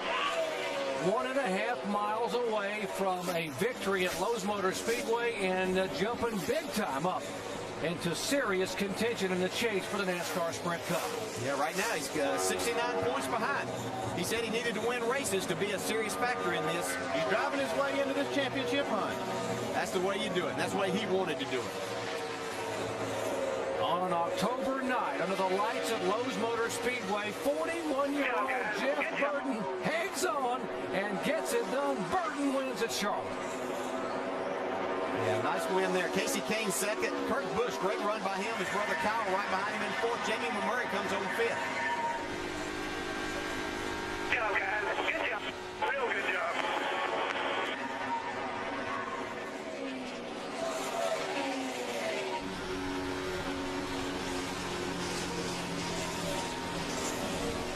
great team effort. Jeff Burton officially led twice for 58 laps tonight. You see Scott Miller, the crew chief, and there's the crew there. What a great job they have done. And we saw earlier they gained spots on pit road every single time. Dave. And I believe 3 stops for fuel only, including the last one, Scott. But how nervous were you about how much fuel you got in the car? Well, I'd probably jumped the gun a little bit there on sending him. I was worried. The numbers said we had enough, but I wouldn't have had enough for a green-white checkered. So I'm not sure. I won't be surprised if we don't run out there. And how about the way he drove those final laps? That was quite a display. He got up on the wheel, did the deal, and we were good at the right time tonight. Trusted the numbers, trusted the driver, guys. Way to go, buddy, Mike. Whoever made that call on the tires, that's pretty cool. That was an awesome call. Calling Jeff the moneymaker. Nice job. Jeff Burton, a little old school. No bird out here. Just gets the checkered flag, saluting the fans, saying thank you to them. He's just driving Victory Lane like you meant to, right? Well, that's what he came here to do. Look at the point standings. What a shake-up here at the NASCAR Sprint Cup points. Burton goes up a couple of spots, just 69 back. Biffle in third. See Carl Edwards dropping back 2 spots by virtue of finishing 33rd here tonight. Kyle Busch up. Kyle Busch back out of the basement now. He's in 9th spot. Let's get down to Shannon, who's standing with Casey Kane. What an effort for this team, Casey Kane. What happened on that last run? It looked like this car just came alive. We just had some clean air. We got out, up towards the front, and the car was pretty good. I was really loose into the corner, and I tried catching it. We did all we could, and came up a little bit short. But it was a fun run. We, this track's great. You can move all over it. You can do a lot of things at this racetrack, and it was a fun race. I wish we could have got him. All right, Casey Kane, second place finishes his first top 5 since June. And Shannon, right behind him was Kurt Busch, who in the end there said, hey, the 2 is here as well, right? Man, we had a good run. Real surprised by it. We mixed the 77 setup with the 12. We tested so poorly here with the Miller Lite Dodge we couldn't run what the 2-car had. So it feels really good to have team communication and bring all this together. I mean, this is the first time for the new engine, the R6, to finish in the top 5. We're pushing hard, trying to get numbers on it for next year. Just a big rebound from where we were at Kansas a few weeks ago. So it feels really good for all of our sponsors, Mobil 1 and Dodge, especially Miller Lite. We're going to go have one tonight after this. They went after it and got it tonight for Kurt Busch. Well, down here with Jimmy Johnson, you look like you got a run on Jeff Burton. At the beginning of that run, did your car just go away as the laps went down? Yeah, it did. And Burton got me way loose a couple times. I guess just defending his position there. But, we were good on the short run and things would fall apart. The last quarter of the race, we just didn't have the speed in the car. It was way too loose. I almost spun out a couple times. So, frustrated with the result, but I guess a 6th or something like that isn't too bad. 16 was behind us. Good day for the points, but earlier in the race, we were much better than that. We just got a little aggressive midway and hurt the performance of the car. All right, another solid finish for this 48 team. Dave? And Kyle Busch, who dominated at this racetrack last night, fought back tonight. Kyle, how do you feel about your finish? I feel it was pretty respectable for what happened there towards the end of the race. Speeding on pit road. If we could get through one of these races without a mistake, tonight it was mine. We'd be all right. We had a shot for the win tonight. We could contend with those guys up front and race with them. Our car was faster at the end of the race. The Susan G. Coleman M&M's car was pretty sporty. So, thank everybody at Toyota and all the guys at Eminent, all the guys on the crew. They stuck with me. So we got 4th tonight. A good rebound for them. Jamie? And Jeff Gordon bounced off the wall early on, fought your way all the way back. Take us through your night, Jeff. How much work was that? Mark Martin congratulating him. What's he saying there? Oh, well, we had some good racing. There was one time when he knew clean air was so important, and he got inside me off of 2. And I had to race him hard on the outside. I got him real loose. And then later, I was inside of him, and he got me real loose. But looking forward to having him as a teammate next year. Great effort by this DuPont Chevrolet team. I'm just so bummed out that I got in the wall early. I just, no big deal. Wouldn't push it that hard. It's just like the air came off the other cars, and I just didn't leave enough room. And boom, got in the wall, not once, but twice, and ruined our night. But to be able to come back from that and lead this race, I know we're out of sequence, but man, it's amazing how great the car is out front and how terrible it is when you get about 6 cars back. So we just got the best thing we possibly could out of it there at the end, and I'm very happy. Hard-fought effort for Jeff Gordon, comes home 8th, remains 8th in the points, Doc. It's all about the 31 car though tonight. Jeff Burton picking up his 3rd career win at Lowe's Motor Speedway. What an effort, led twice for 58 laps, including the final 57 laps. And Doc, the celebration is on, the confetti is flying. Jeff Burton led 58 laps tonight, very impressive considering he led only 82 all season coming into this race. But there had to be a little bit of concern on that final restart after that last round of pit stops. You didn't take any tires, the guys behind you did. What were you thinking? Drive hard. You know, Scott made a great call there. We were our best on old tires, and he made a great call. And obviously the dyno was coming pretty hard there, but we were good enough when it counted, and just a great night for us. I mean, we're you know, I keep saying this team is going to keep bringing its best stuff, and you know, we keep bringing it better and better every week. So just proud of everybody. It's just a hell of a feeling turning into these victory lanes. I mean, it's just an incredible feeling, and I want to say thank you to everybody at AT&T. All our sponsors have been stuck behind us for so long. And I got to tell you something, there's been a lot of talk about fans not being in the seats and stuff like that because of the economy, but let me tell you something, we got the best fans in the world, and appreciate everybody being a part of it. A lot of talk about the championship as well, as it will continue for the next 5 weeks. You jump from 4th to 2nd in the standings. How are you looking at things right now? Well, it's still, we're halfway. You know, it's a long way to go. A lot of stuff's going to happen. I keep telling that. Everybody wants to give somebody the trophy right now, and it's way too early. You know, it's our job to put ourselves in position and go to Homestead with a chance. I mean, that's, you know, nobody's giving us a chance except for us, and all those guys have a tremendous amount to lose. We got nothing to lose. We're just hanging it out there and seeing what can happen. Congratulations. Thank you. Jeff Burton in victory lane, Alan. Well, Jeff talked about a lot of racing still to go. Here are the places where that racing will happen over these next 5 weeks. Martinsville, Virginia next week. Then on to Atlanta, Texas, Phoenix, Homestead, Miami Speedway. Of course, all those races live on ABC. Tickets available at all of those tracks. That's how you give them a call. So Jeff Burton wins tonight. We're real proud of him. He did a great job throughout the night. But boy, I tell you, we learned one big thing tonight. That clean air, man, was everything. Absolutely. Along with that high line, if you got up on the high side of the racetrack, got the grip, you could take the air off the car and maintain. Great job of Jeff Burton. And a big shake-up in the standings with Carl Edwards and his troubles. Jeff Burton now 2nd to Jimmy Johnson as we move on to Martinsville. And the short track next Sunday, 1 Eastern time on ABC. Jimmy Johnson has won 3 of the last 4 there. That is Jeff Burton's home track, the Virginia native. Be an interesting afternoon. We hope you will join us for that. Coming up next, your late local news. Congratulations to Jeff Burton, winner tonight here in Charlotte. Thanks for watching ESPN on ABC. We'll talk to you next Sunday from Martinsville, Virginia.